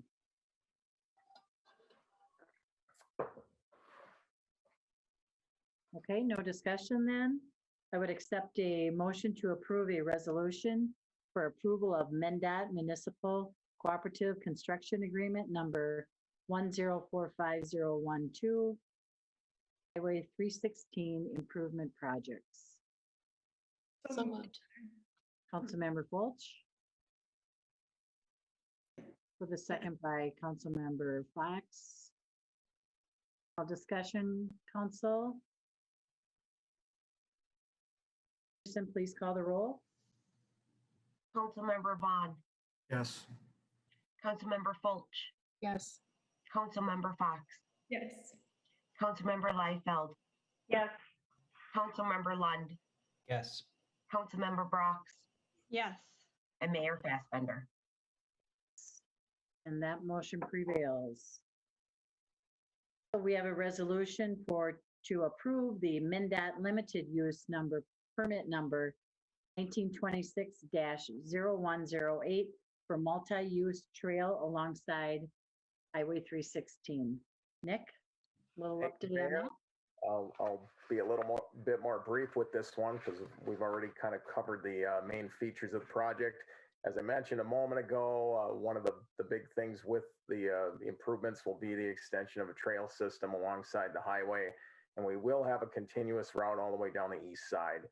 For that, and because it will be considered the city's property or city's facility within MNDOT's right-of-way, we must have what's called a limited use permit in order for that to exist. And so the document that is included with this council packet item is that limited use permit document for a non-motorized trail to exist in trunk highway right-of-way. Again, this was one of those standard operating procedure type of elements that MNDOT will have when they have these sorts of features in their own right-of-way, owned or operated by third parties, particularly municipalities.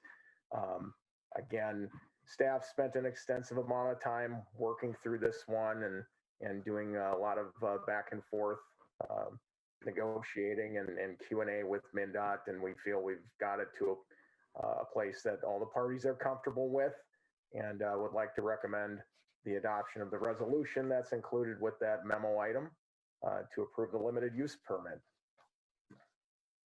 You, Nick? Council? Any discussion? At that point, I would look for, Councilmember Fulch? Just a point of clarification from Nick. So Nick, you said the east side of the trail, I know it goes all the way across, but on the west side, there is a portion of the trail that goes, it's like, it's in front of Coburn's, right? From maybe like where the Burger King is. down, or did that get eliminated from the project? So I was just wondering, is the city going to be responsible for that second segment that's on the west side also, or no? Councilmember Fulch, I'm sorry, I didn't clarify that originally when I was describing the project features. Yes, there is trail segments, or are trail segments along the western side of the highway as well. It will not be continuous all the way from north to south. We will have a gap in there between Tiffany Drive and 37th Street because there wasn't enough right-of-way available for that. And we were at a stage in the project where acquisition would have really thrown a huge wrench into the gears of the project coming to fruition. So we'll get facilities in along as much as we can there and provide the connectivity. For that one, MNDOT actually will take the responsibility ultimately to reconstruct that one down the line. We would still have the minor maintenance and operational responsibilities, clearing snow off of it, doing some minor pavement, crack sealing and things of that nature. But when it is at the end of its useful life, MNDOT has indicated that they will reconstruct that. So for that one, we don't have to have the same arrangement of a limited use permit.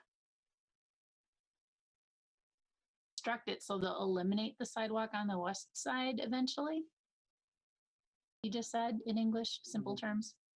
I'm sorry, no, that would not be the case. When the trail that is going to be constructed with the project that is on the west side, when that one is fully degraded or in need of replacement, MNDOT would be performing that function and pay the costs of rebuilding that trail. On the east side, for which the limited use permit applies, is completely and totally the city's responsibility, cradle to grave, and then to rebuild it in the future. That is the distinction here. Okay, that'll be a fun one to remember 15, 20 years from now. So We've set a calendar appointment as recommended by City Attorney Land for 20 some years out. I'm not sure if I'll be retired yet or not.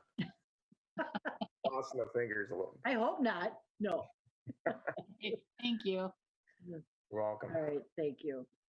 Council, I look for a motion to approve a resolution for approval of limited use permit for multi-use trail within the Department of Transportation right-of-way Trunk Highway 316 project. So moved, Your Honor. Councilmember Vaughn and Councilmember Fulch of the second. Additional discussion, Council? Henderson, please call the roll. Councilmember Vaughn. Yes. Councilmember Fulch. Yes. Councilmember Fox. Yes. Councilmember Liefeld.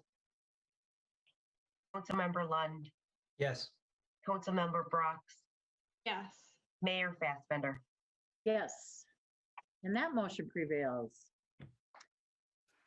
The last and final resolution to approve MNDOT Detour Agreement 1045339 for Highway 316.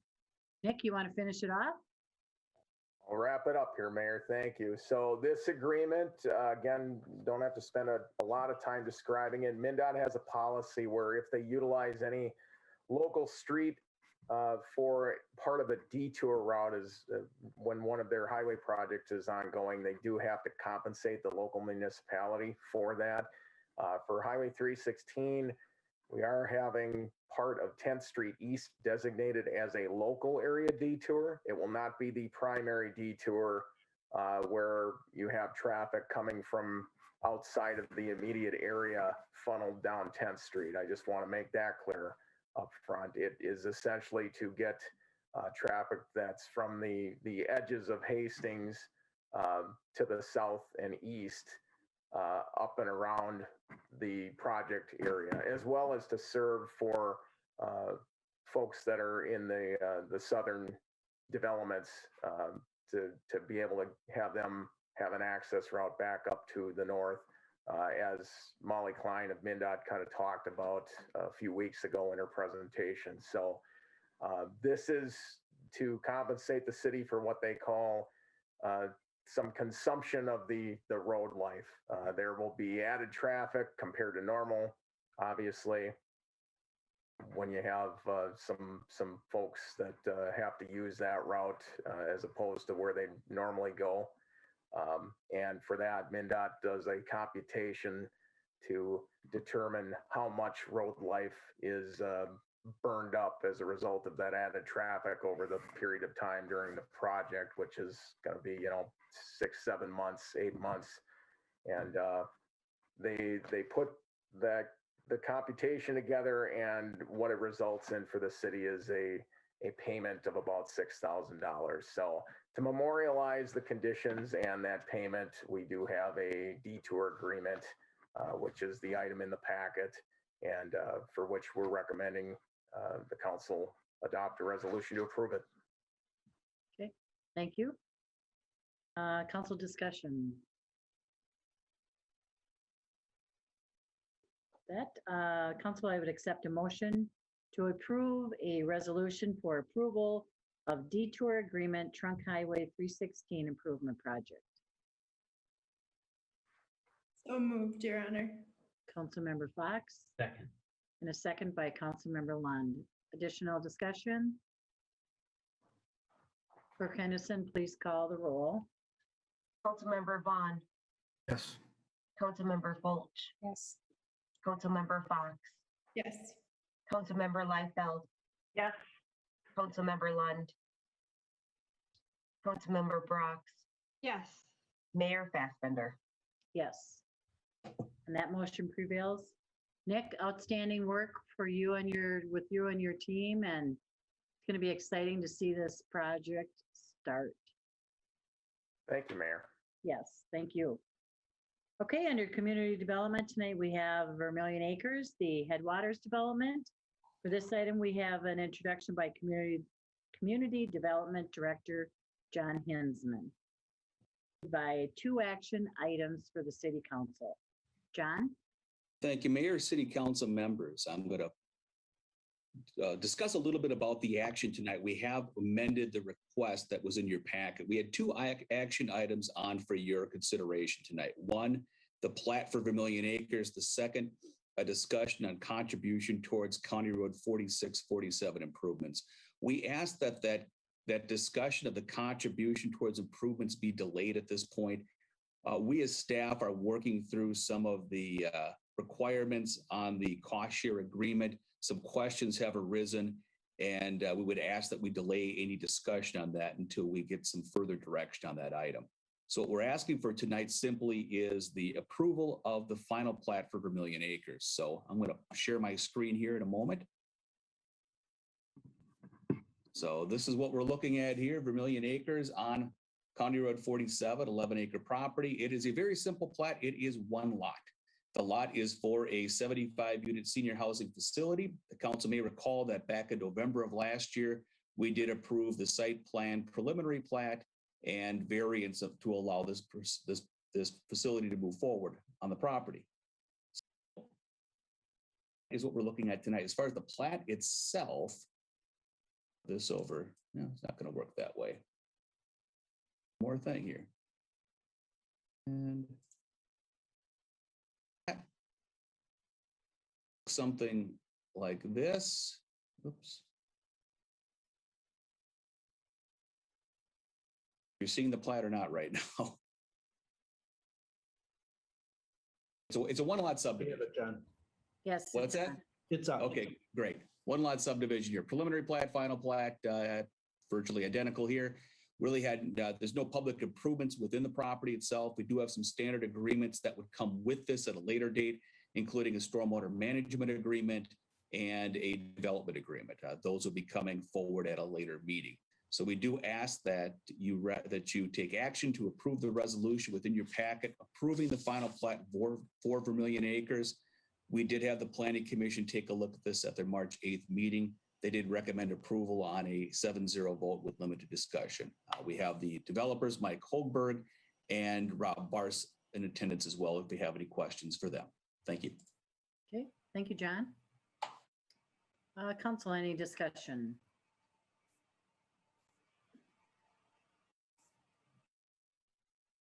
if not, I would accept a motion to approve the resolution of the City Council of the City of Hastings granting final plat approval of Vermillion Acres. So moved, Your Honor. Second. Some reason why I lost. Okay, Councilmember Liefeld, Councilmember Brox. Somehow I got lost. There we go. Sorry about that. Additional discussion, council? Clerk Henderson, please call the roll. Councilmember Vaughn, Yes. Councilmember Fulch, Yes. Councilmember Fox, Yes. Councilmember Liefeld, Yes. Councilmember Lund, Yes. Councilmember Brox, Yes. Mayor Fassbender. Yes. And that motion prevails. Thanks, John. Thank you. Tonight we have a authorized signature Villas at Pleasant site grading agreement. I guess, John, you're back on. Sorry about that. Not a problem, Mayor. I'll share my screen again to show the project that we are considering tonight. This is the Villas at Pleasant. We took action on this late last year as a preliminary plat for the entire development and a final plat for a first phase of development. Since that time, the developer has submitted a revised final plat, which includes everything in a single phase. The short of it is, this is good news. The demand that the developer saw is outstripping what he saw in the fall, which is great. Project will be done all this year. To allow this project to move forward as we're considering the final plat application, we are asking you to consider a signature of a site grading agreement. This is for grading activities on the site only. It would allow them to commence at their own risk, provided they post certain escrow and letter of credit funds. Execution of the agreement would not obligate the city to the future final plat obligation. That would be taken up at a separate time, but it would allow the project to move forward here. We had the agreement drafted by Attorney Land. Nick Egger and I have taken a look at the agreement as well. We are in support of its adoption, and I can stand for any questions. Thank you. Thank you, John. Council, any discussion?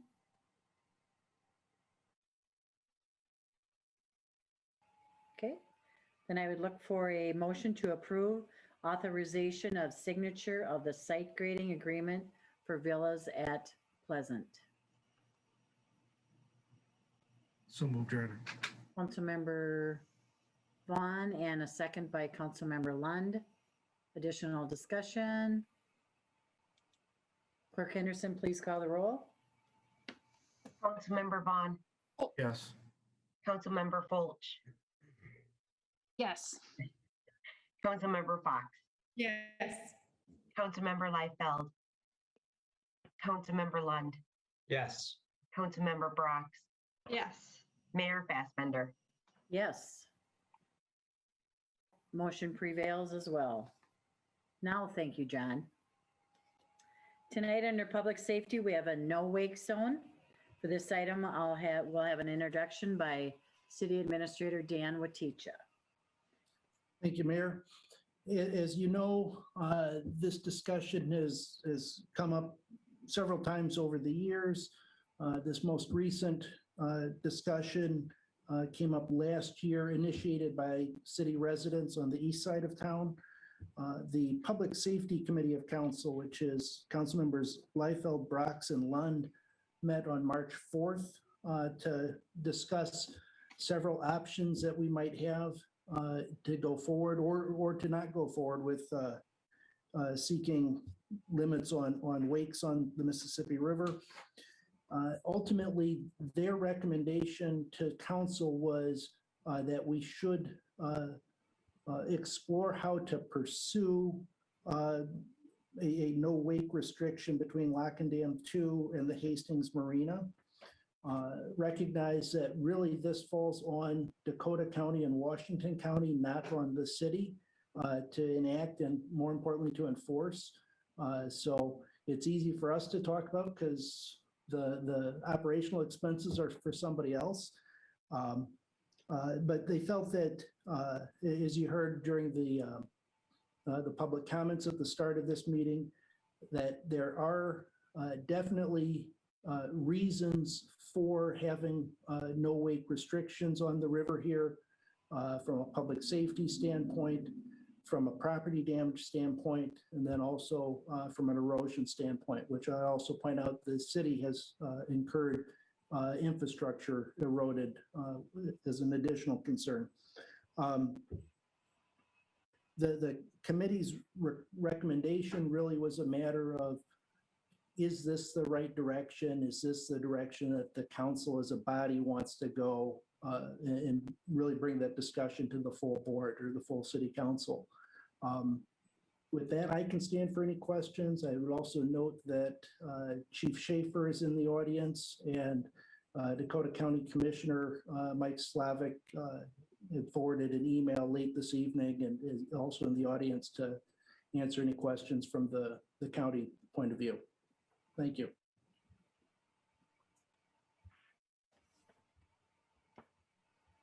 Okay, thank you, Dan. I think Commissioner Slavic would like to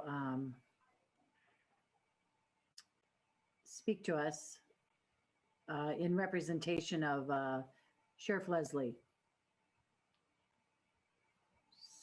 So, John, can we bring Commissioner? There he is. Welcome, Mike. Hello. Good evening, Mayor, council members, and city staff.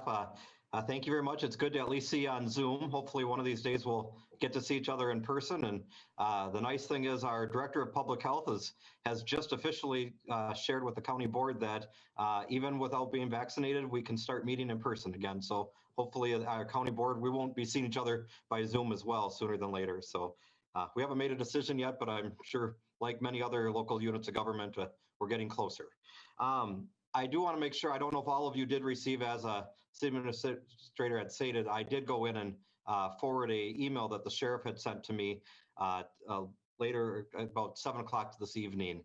He does apologize. He was going to try to get here, but he had some other conflicts as well on this issue. And I just want to share with you that at the Dakota County side, we've been kind of having conversations throughout the day based on knowing that this topic was on your agenda today. If it's appropriate, Mary, I may just read this just for the general public and record of what the sheriff had stated, and then just give a couple of my own personal thoughts on that as well. And this is from Sheriff Tim Leslie. Mayor and council members, I understand you will be having a discussion at your council meeting tonight on a potential no-wake ordinance along the Mississippi River in Hastings. This issue has been discussed many times over the years, and the sheriff's office, particularly the Washington County Sheriff's Office, continue to have concerns. In an effort to seek a compromise to the situation, I spoke at length with Sheriff Starry in Washington County. He has a unique perspective as he has cities along the St. Croix waterway seeking no-wake restrictions.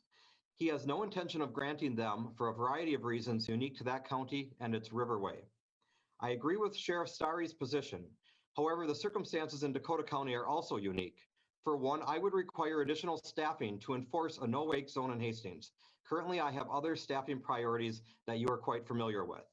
After discussing it with Sheriff Starry, we agreed to a no-wake zone during high water.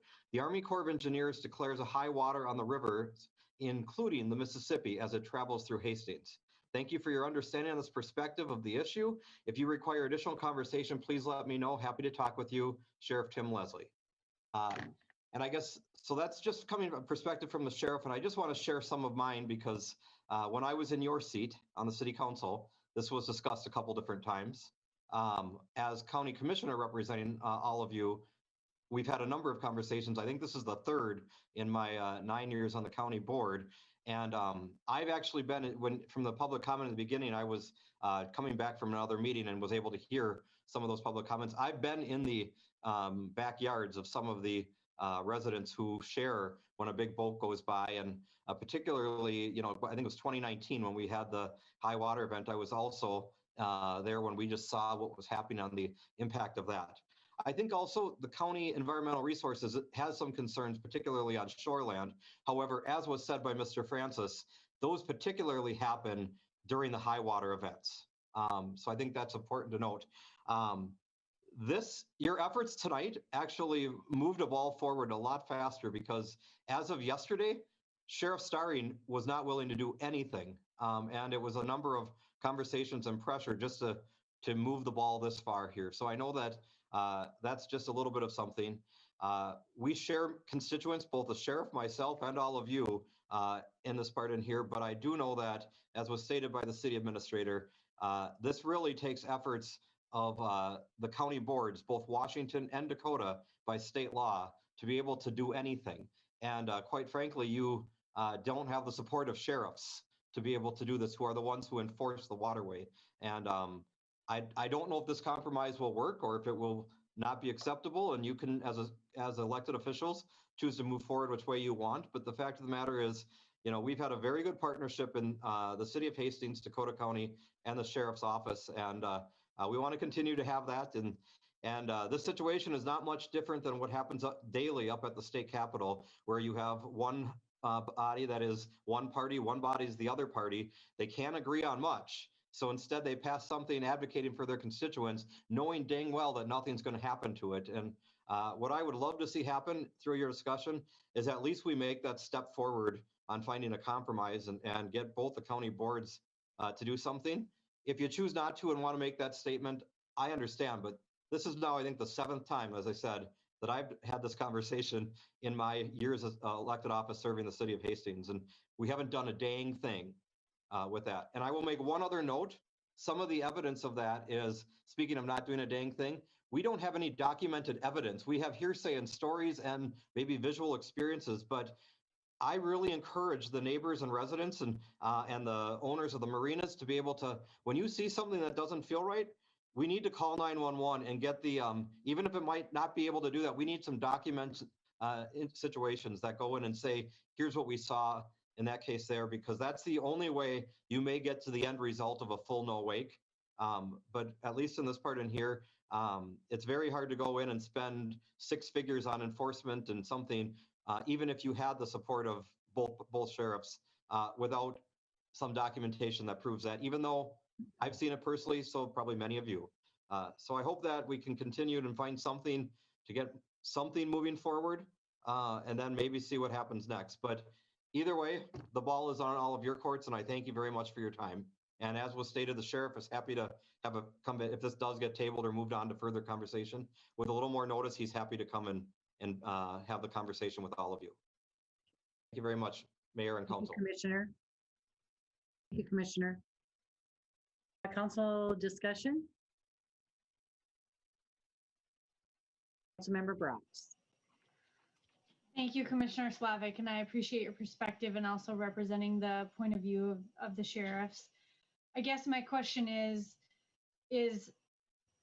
I've heard a lot of the residents and the people that are concerned in this area bring up the damage to the shoreline, public safety concerns. My question is, what level of evidence is enough? Because it seems like we don't have the documented in the police record evidence, but we have a lot of stories of residents and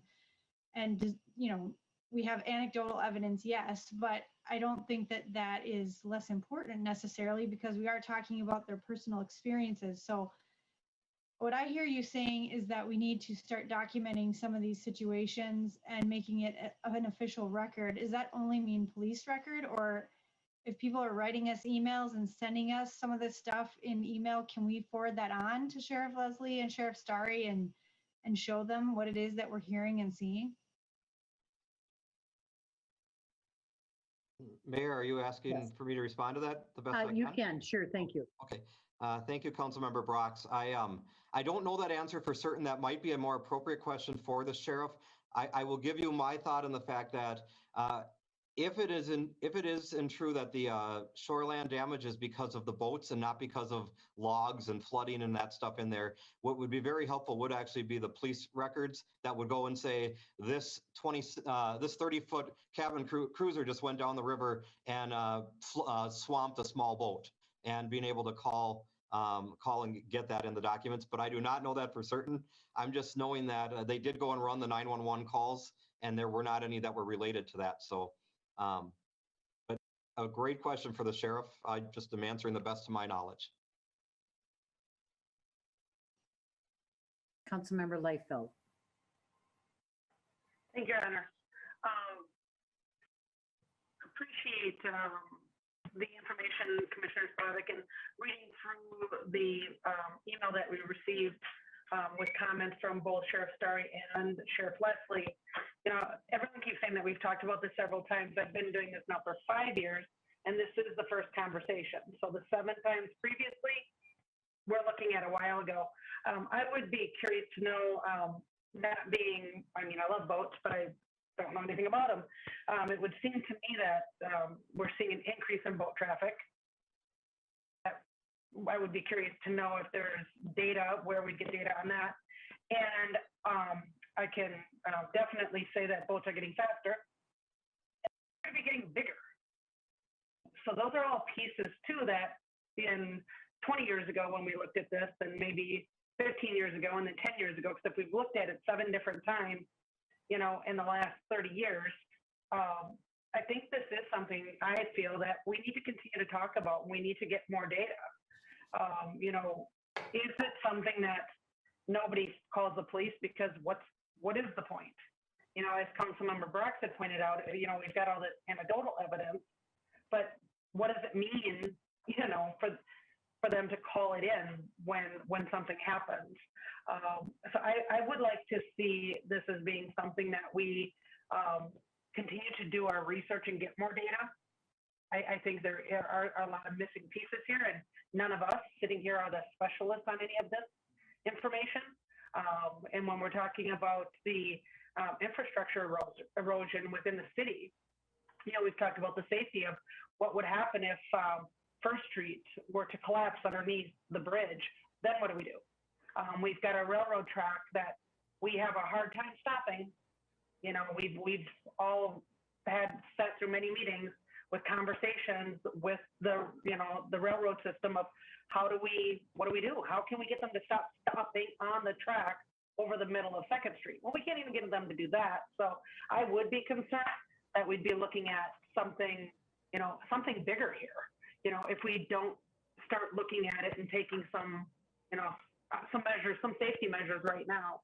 So it would be, you know, my opinion that this is something that we need to continue to focus on and have the conversation and move the conversation further. Appreciate Commissioner Slavic here taking the time to come in and give us some, you know, details of what has happened in the past. And I get it. Nobody wants to spend the money. But it is something I think that we need to look at as a community on the river. It's something we need to be watching. Thank you, Your Honor. Thank you, Councilmember Liefeld. Councilmember Fulch. Thank you, Your Honor. Thank you, Mike, for joining us. It's always a pleasure to have you. I'd just like to make a few points, though.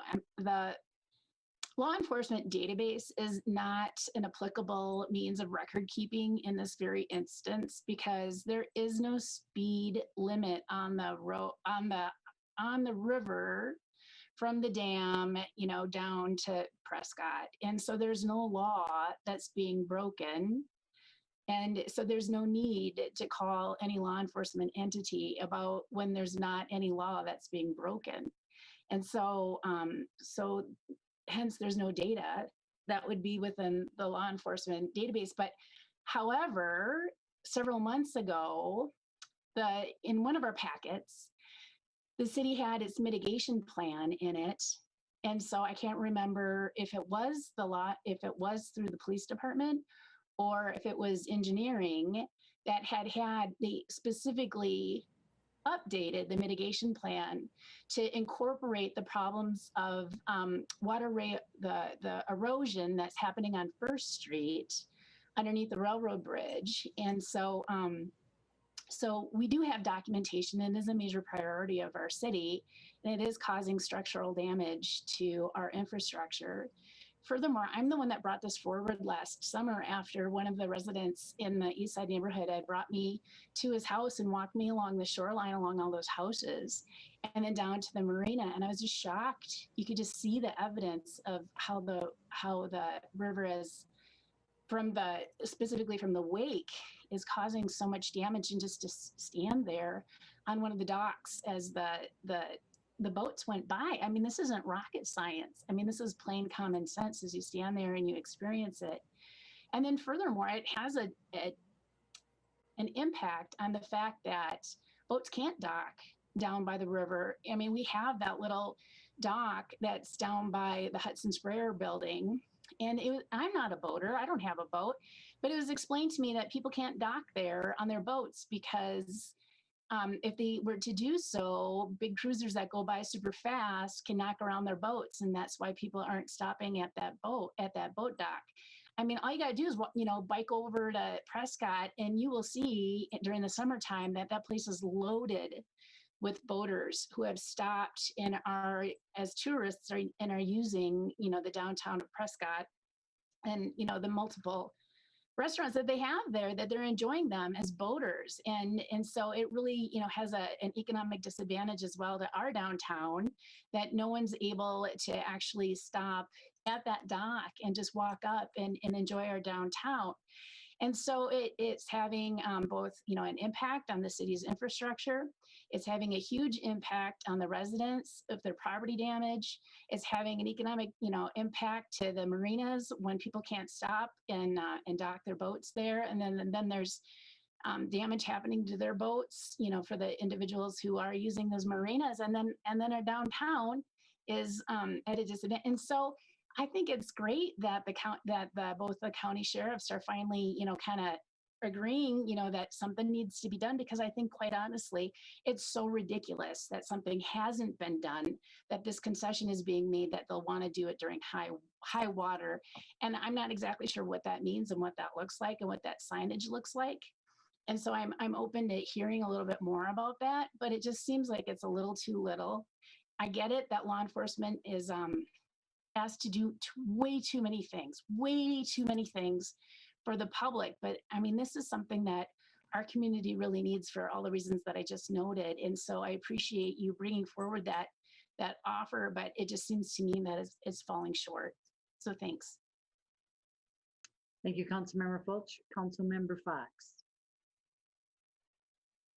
It kind of backs up some of the things Tina was saying, but sorry, Councilmember Fulch was saying, and Commissioner Slavic, thank you for your personal perspective as well as sharing the sheriff's, but I also want to highlight Tom Day and Kelly and Matt Francis's perspective from before. I think it would be really valuable for us, if we're gonna bring more data into the question, to take that mitigation plan that we did get to see, I don't know, in the fall or just a month ago, I can't remember.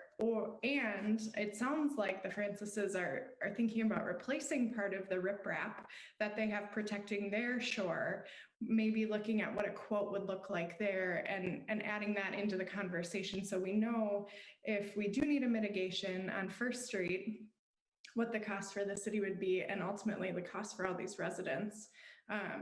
And if, heaven forbid, something does happen to First Street, what is the cost and what is the fix, and when is that going to happen? I would be interested to see all of that in the conversation.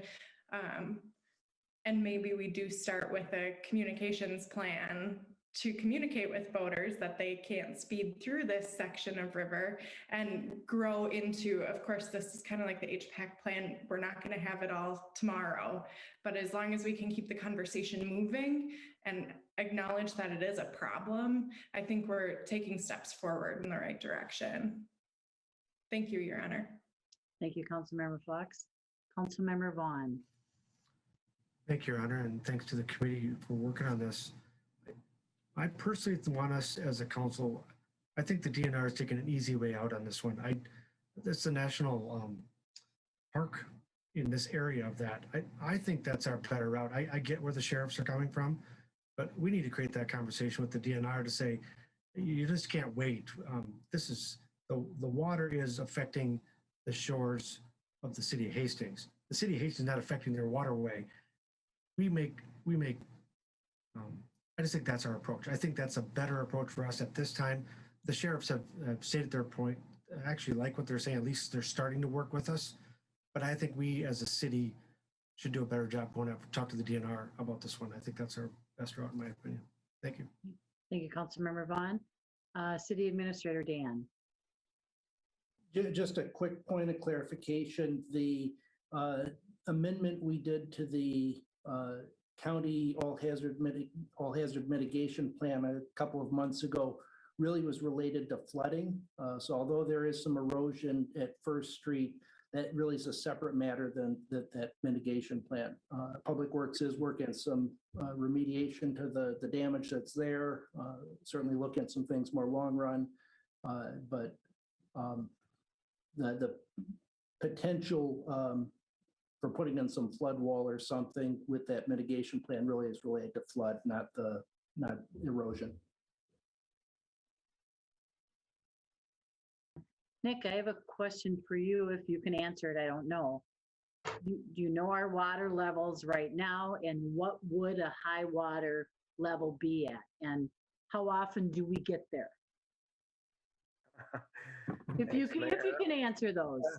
I'll try. I was just looking at that this morning, actually, out of curiosity, because I'm used to monitoring it this time of year. And the good news is it really doesn't look like we're going to have any flooding this year unless we get a ton of rain in the next several weeks and month and a half. We're in pretty good shape that way. Anyway, to directly answer that question, I think we were at a stage of about 7 feet or so. Minor flood stage isn't until 15 feet. So that's 8 more feet above where you would see it if you walk down there tonight.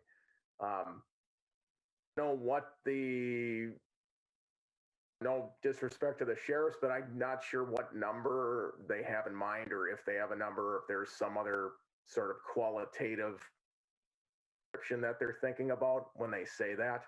In my mind, high water would be hitting a flood stage level or above. As for frequency, don't quote me on it. I think we see a flooding event, or in my time, we've seen a flooding event, maybe once every 2 years. Did the math over the course of the last 18 plus years I've been here, but that's not forever either. So we could look into those statistics and maybe find something. So then my next question to that would be, last year, we didn't have any flooding, but we were at close to flood stage, correct? I think we touched on it barely. Yeah. Well, last year is when the statement was made by Mr. Francis that a lot of the damage was done. So I'm just trying in my head to think of what level would that high stage be at?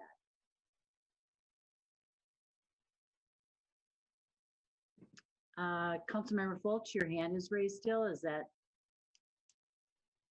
you still want to speak? Okay. I guess just, okay.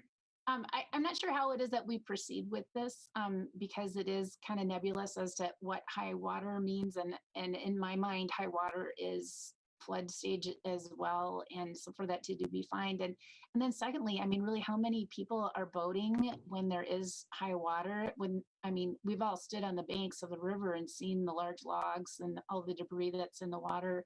It's not really boating leisurely for enjoyment. And so, I don't know. It seems like it's some kind of offer, but I think that it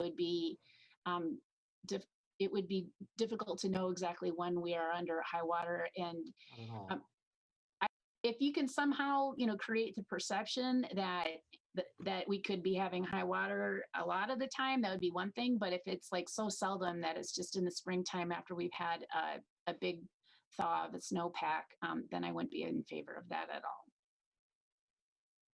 Thank you, Councilmember Fulch. Did you want to speak again? Yeah, Mayor, thank you. I'm trying to find the,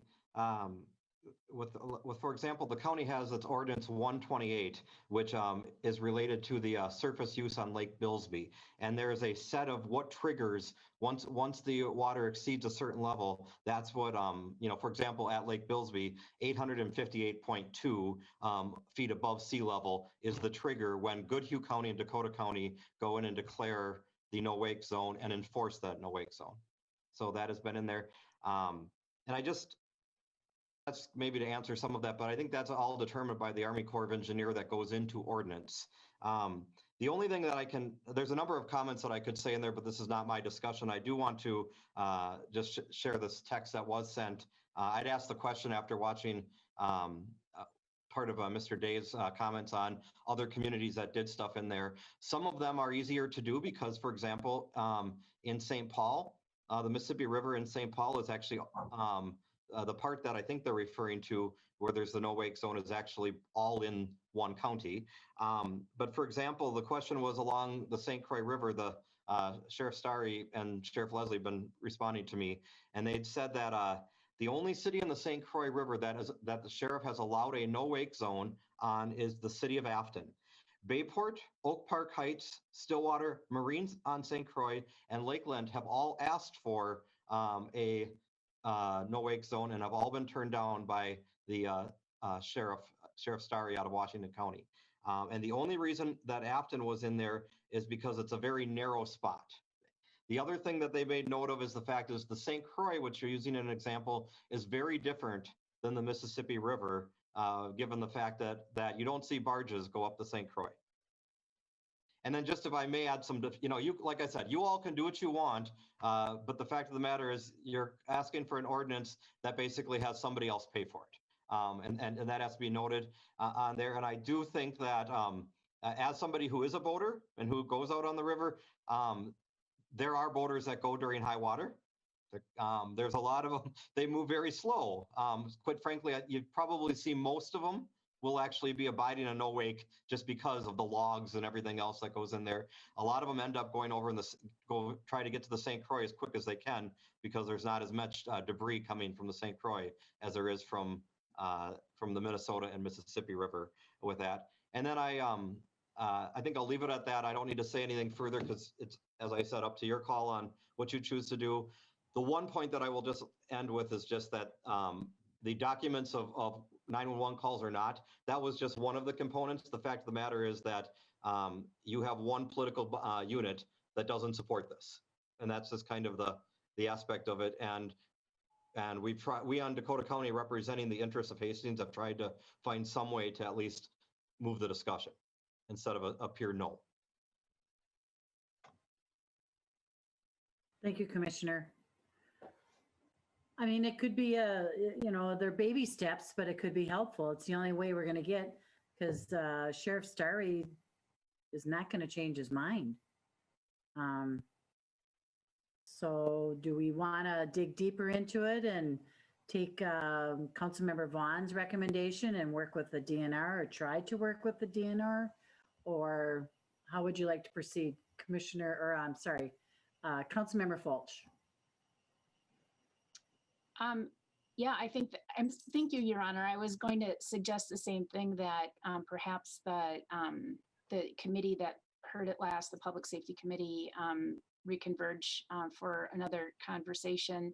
I would hope that we'd be given more than just a couple days notice. I missed it this last time because of that. And personally, last summer, I actually did, when the waters were high in downtown Stillwater, I sat on the embankment, and because this issue had been already raised to me by residents, and I sat and I watched in downtown Stillwater the sheriff's deputies boat go cruising right past downtown Stillwater. They were doing their job. They had a nice boat and they're out there and they were doing enforcement. I don't know what they're enforcing. I was assuming it was no wake because any boat went by and it flooded it flooded the sidewalk areas. And so, but I know they have a really nice boat in Unit because I've seen it with my own 2 eyes. So anyhow, thank you.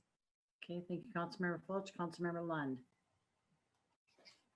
Thank you, Your Honor. Yeah, I think it's clear we need more substantiation, and I don't think this is kicking a can down the road. It's, I think it's a very valid topic, and it deserves the respect of some more digging in to get some, I think, missing pieces. It feels like we're maybe have a bit of an uphill battle, but we need to at least bring forward some I think, more concrete information in order to make a good case.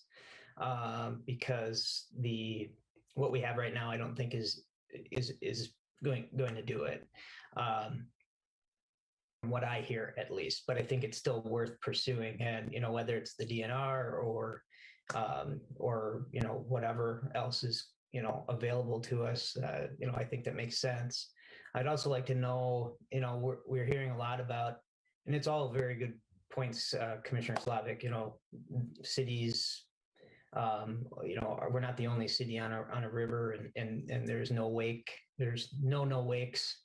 all the way up.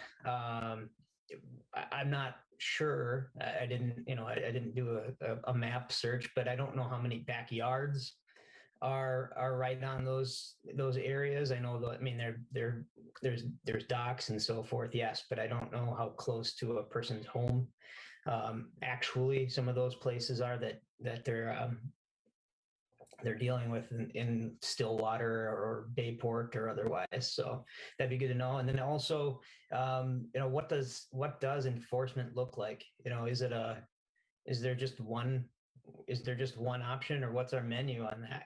Maybe there's some creativity that could play into it. And I think the only way to get to that is to continue the conversation and to understand, it's not black and white. Possibly there's some gray. So I'd like to continue to move forward with it. Okay, thank you, Councilmember Lund. Councilmember Fox. If you deem it appropriate, Your Honor, I'd like to make a motion to send this conversation back to the Public Safety Committee to be heard again in the next month, so we can find a path to the right way to enforce a no wake zone.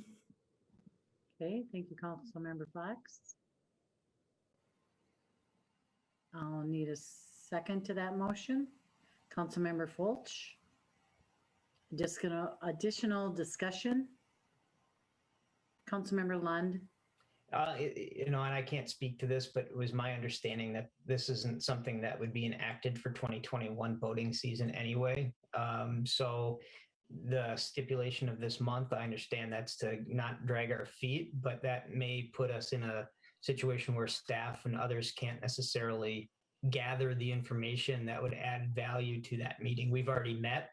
And I think, it seems as though there is some information that we're going to need to look at. And I don't know if the next, 2 to 4 weeks is enough time or not. I'm not saying that it's not possible, but I would hate to, corner ourselves in on that timeline if maybe 6 weeks was a better timeline. I know that's being nitpicky, but the motion was within the month. So I don't know if you can withdraw that part of it, or I can make an amendment to your motion, but. Your Honor, I accept a friendly amendment to my motion. Maybe the next 2 months. Okay. Do we have a second for that motion? Councilmember Brox, are you? I raised my hand, but I can second the motion. Okay. Second the motion by Councilmember Brox. Now we have discussion. Councilmember Brox. Yes, thank you. I was just going to make the point that Trevor just made, which is just that we have a lot of data holes, and I want to have answers to that information, but I don't want to raise the priority level of this conversation above some other things like development and strategic planning, and we have a lot on our plate. So I just want to make the point that if we do call a public safety committee meeting, that we allow enough time for staff to gather information to make that conversation meaningful. So that was the only point I wanted to make. Well said. Thank you, Councilmember Brox. Councilmember Leifeld. Excellent point. But to continue on that from Councilmember Lund and Councilmember Brox, I'm not sure that a time frame right now is what we're looking for. This needs to go back to city staff. For us to hold a meeting to say, yes, it needs to go back to city staff seems like a great waste of resources and time, because it's clear that the three of us don't have that data. To Councilmember Vaughn's point regarding the DNR, I'd also be curious to know what, if any, information we could get from the Army Corps of Engineers. You know, I know they have a lot to do with the Mississippi River. I believe they might be the people responsible for the dredging that we see near our bridge. So, you know, those would be some things that I would like to say that, yes, this is definitely something where I believe we're committed to talking about and to moving forward. And I would like to see that time, because as Councilmember Brooks pointed out, there's a lot of things going on right now that we certainly don't want to inundate city staff by saying, boy, we need this data and we need this data now. And to the residents down on the east side, we're not kicking the can. We definitely see what's going on. We are concerned about it, not just for your yards, but for the safety and for the, you know, entire boating community and the city of Hastings. So I would prefer to see that we send this back to staff, allow them the appropriate time, and when that time is done, then our city administrator would be in touch with us to say, you know, let's go ahead and schedule that meeting. You have to excuse my cat. It's bedtime. Thank you, Councilmember Liefeld. Councilmember Fulch. Thank you, Your Honor. I disagree about just saying, okay, whenever you get around to it, because we had our first public safety committee meeting on this like last August or September, and it took until March. And so I'm sorry, I'm going to have to sit here and count that on my hands to know how many months that is, but it's more than just a couple months. And I most certainly do not want to see this go another 6 months before it's touched again. And so I think that I know I worked for the state for 16 years. It works like molasses if you want to move things forward. And so I think that if we want to have conversations with the DNR, I think we start moving that along, because it could take a really long time to get through all these processes. And I would suggest also, we do have former city council member Tony Alonji as a resource that we can ask. He is within the commissioner's office of the DNR, and I know that he's very knowledgeable about this particular issue. And so we could have a side conversation with him about that as well, to see what it is that he knows and what kinds of routes might be possible. So anyhow, I just wanted to state, no, I don't want to see it wait that long. Thanks. Okay. Thank you, Councilmember Fulch. Councilmember Lund. Afraid I'm getting down to a rabbit hole here, but if in September you met on it and in March we met on it, and when we met, we didn't have any real concrete evidence in that meeting, that's the issue here. So I don't want to meet again only to go, you know, we don't have much to move forward with, right? So that's the conversation here. It is by no means about how slow can we go, but you know, let's when we meet, let's have something to actually discuss differently than what the previous then 2 meetings in a calendar year had been. So I understand your point, Councilmember Fulch, but that's the rationale behind this whole conversation of timeline. That's in my opinion. So I don't really know where we're even at anymore. There's procedurally, but you know, I guess my thought is let's meet, let's have staff gather the appropriate information that is deemed to, you know, provide a valuable insight and maybe some substantiation to our efforts. But you know, to say do it in you know, a certain period of time, I don't know if, you know, without knowing if they can do it in that period of time, I don't know if that's of value. Councilmember Lund. Councilmember Vaughn. Thank you, Your Honor, and that's what I was going to recommend on the wrap up of this. I recommend we against the motion, and that staff knows how to use their committee structure. When staff's ready, they know that it's a priority. They're going to come back to the committee structure and say, hey, we need to get a meeting because we got some more data. I think that's how this should move forward. We put some dates down, and I think that is clogging up a little bit. Staff knows how to use this. I think we should vote no on this so we can get staff moving on it. Thank you. Okay. Thank you, Councilmember Vaughn. There's a motion and a second.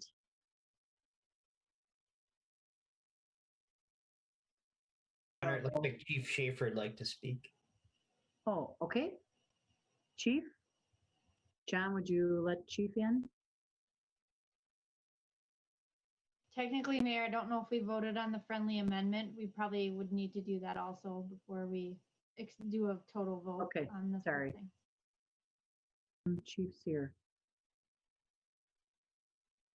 Do we want to hear his discussion first? Thank you.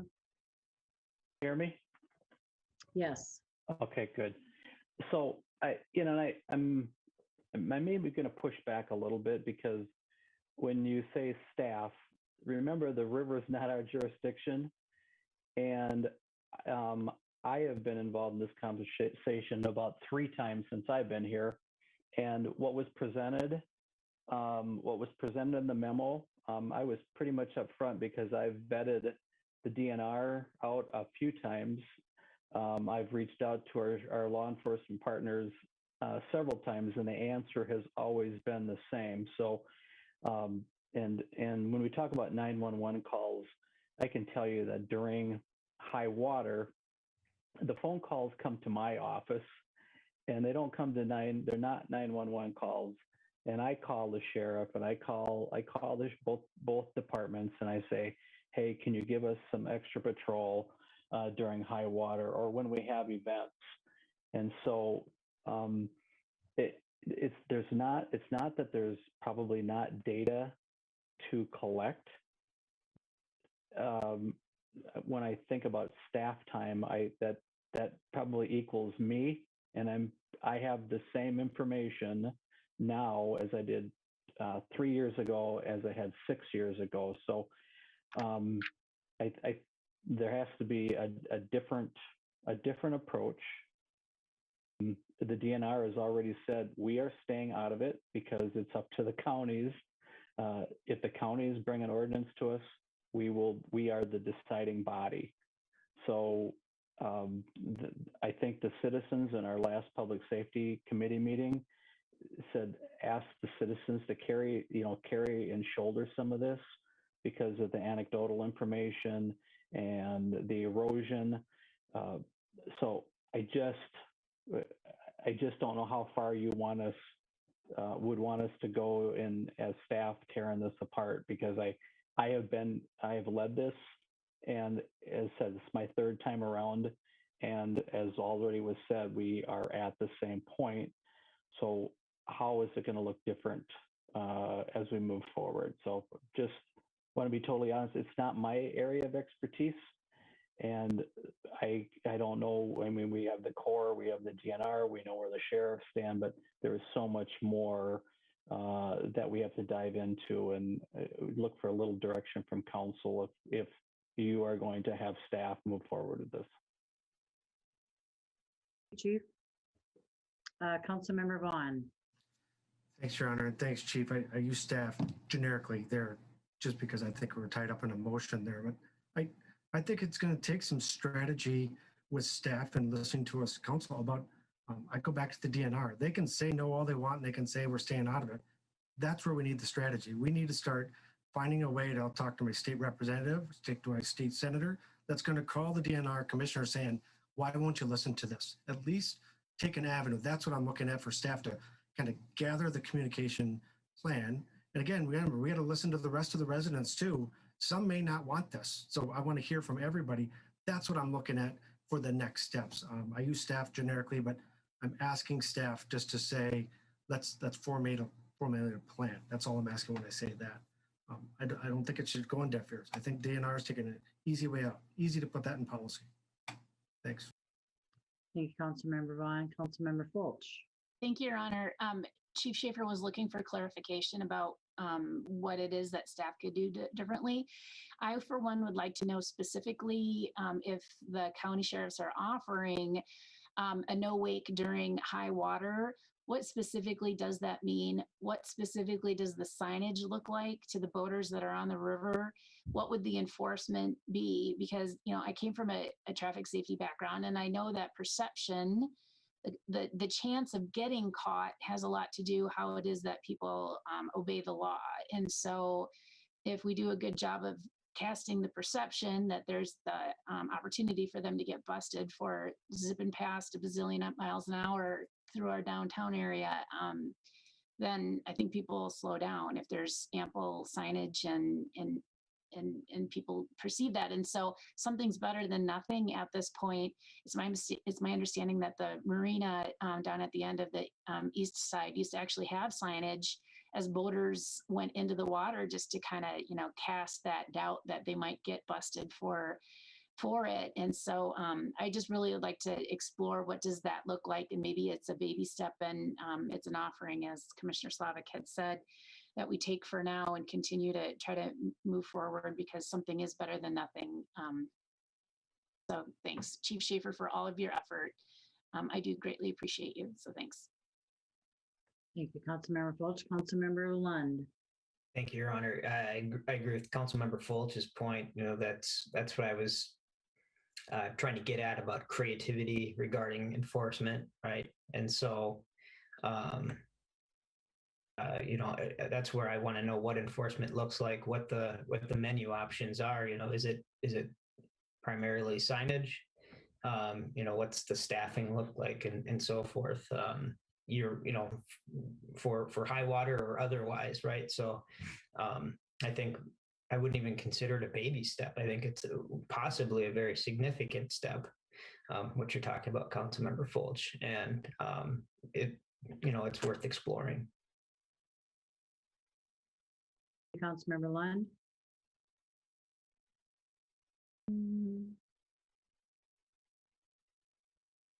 Discussion. There is a motion on the floor. Still, Councilmember Fulch, are you okay? Okay. So there is a motion on the floor by Councilmember Fox and a second by Brox. Other discussion? Mayor Fassbender, the amendment is still on the floor, so we need to vote on the amendment. Okay. And then we need to vote on the main motion. Okay. As amended. Clerk Henderson, could you please call the roll for the amendment to the motion? Councilmember Vaughn. Yes. Councilmember Fulch. Yes. Member Fox. Yes. Councilmember Liefeld. Yes. Councilmember Lund. Yes. Councilmember Brox. Yes. Mayor Fassbender. Yes. Amendment to the motion has passed. Now, if you could call the roll, Clerk Henderson, for the motion. Councilmember Vaughn. Councilmember Fulch. Yes. Member Fox. Yes. Councilmember Liefeld. Member Lund. No. Councilmember Brox. No. Mayor Fassbender. No.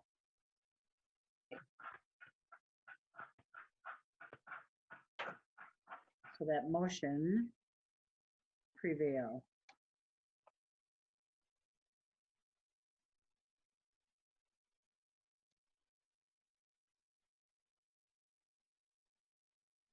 Oh, moving forward. So, Your Honor, do we need a motion then for the recommendation for this to go back to the city staff for further dialogue? However you want to continue the discussion. I could to continue ordinance, or however you want to continue. Sorry. Tired. Your Honor, point of clarification here. And so what that motion was for was to send it back to staff and then bring it back to Public Safety Committee for further discussion. And so that would have been an opportunity for Chief Schaefer or whoever to further clarify as to what it is that's being proposed by the sheriff's offices. And that would have been an appropriate time for the elected officials to be able to provide feedback along with residents as to that. And so I guess by shooting that down, I'm not exactly sure what it is that the council is suggesting that we do, that we just Chief Schaefer was just asking for clarification as to what it is that we would like. We had a little discussion there. So I guess one of y'all who just who shot it down and said no should be suggesting what it is then that you think is an appropriate point of motion, because otherwise this is just gonna wither and die on the vines. If you just say, okay, well, just kick it back to staff with no direction and no further discussion. So thank you. City Administrator Dan? Really, excuse me, really just looking to try to wrap this up. It's had a lot of discussion and I think somebody mentioned a rabbit hole in the conversation too. I jotted down a few things. I did not jot down every comment, but a few questions such as the National Park Service, what does enforcement look like? What is the definition of high water? I think that comes from the DNR. There are a few things that we can fairly easily get.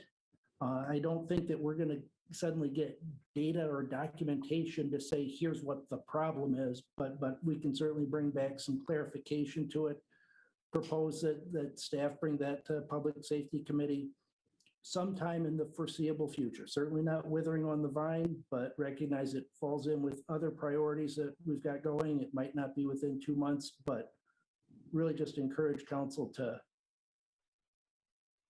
wrap up this conversation. It seems to be going circular right now. And Councilmember Lund. Thank you, Your Honor. I think Dan stated it quite well. He's captured the sentiment of the group, I think, and understands the direction. With better information, to have a different conversation than we had, a week ago or whatever it was. We'll have possibly a more successful conversation, and we can bring something better to council. So I think what Dan has taken away from this conversation is how I feel it should go. If we need a motion for that, I think it's just apparent that that's what needs to be done. Thank you, Councilmember Lund. Councilmember Lightfeld. Continue off with Councilmember Lund. Do we need a motion? Because I'm prepared to make one. Something that requires a motion. Corey. Continuation of discussion. So I'm seeing two shaking heads. So this does not require any sort of motion for staff to acquire additional data and report that back to the Public Safety Committee.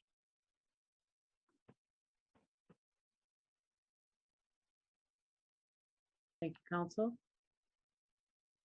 And thank you, staff. Okay, any council member, anybody have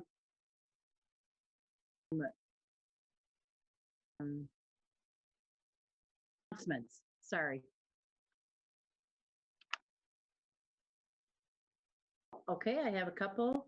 The city's Park and Recreation Department of AmeriCorps and the Hastings Community Ed are providing an alternative spring break from 5th and 8th graders from Monday to Wednesday, March 29th to the 31st. Please register at the city website. The Hastings Spring Cleanup will run April 5th to the 10th and will include drop-offs and curbside pickup options. Please see the cleanup flyers for schedule and changes. I'm sorry. Yeah, right. This weekend, downtown is the Downtown Business Association has an event, Spring into the Downtown Hastings. There's encouragement for dress for summer wears, colorful shirts, shorts, summer gear, and let's hope it's spring because it's the first day of spring. So with the snowfall today, who knows? Tuesday, March 16th, we have a Heritage Preservation Commission, Thursday at 7 p.m. Thursday, March 18th at 6:30 p.m. We have a joint meeting, Public Safety Committee and Public Safety Advisory Commission. Monday, the 22nd, 7 p.m., we have a planning commission meeting. Monday, March 15th at 5:30, City Council will have a workshop in regards to American Rescue Plan. And that same night, March 15th, 7 p.m., the City Council. At this point, Council, I would accept a motion to adjourn. So moved, Your Honor. Councilmember Whitfeld and Councilmember Brox. No discussion. Clerk Henderson, please call the roll. Councilmember Vaughn, Yes. Councilmember Fulch, Yes. Councilmember Fox, Yes. Councilmember Liefeld, Councilmember Lund, Yes. Councilmember Brox, Yes. Mayor Fassbender. Yes. That motion prevails. Thank you all. Have a great night.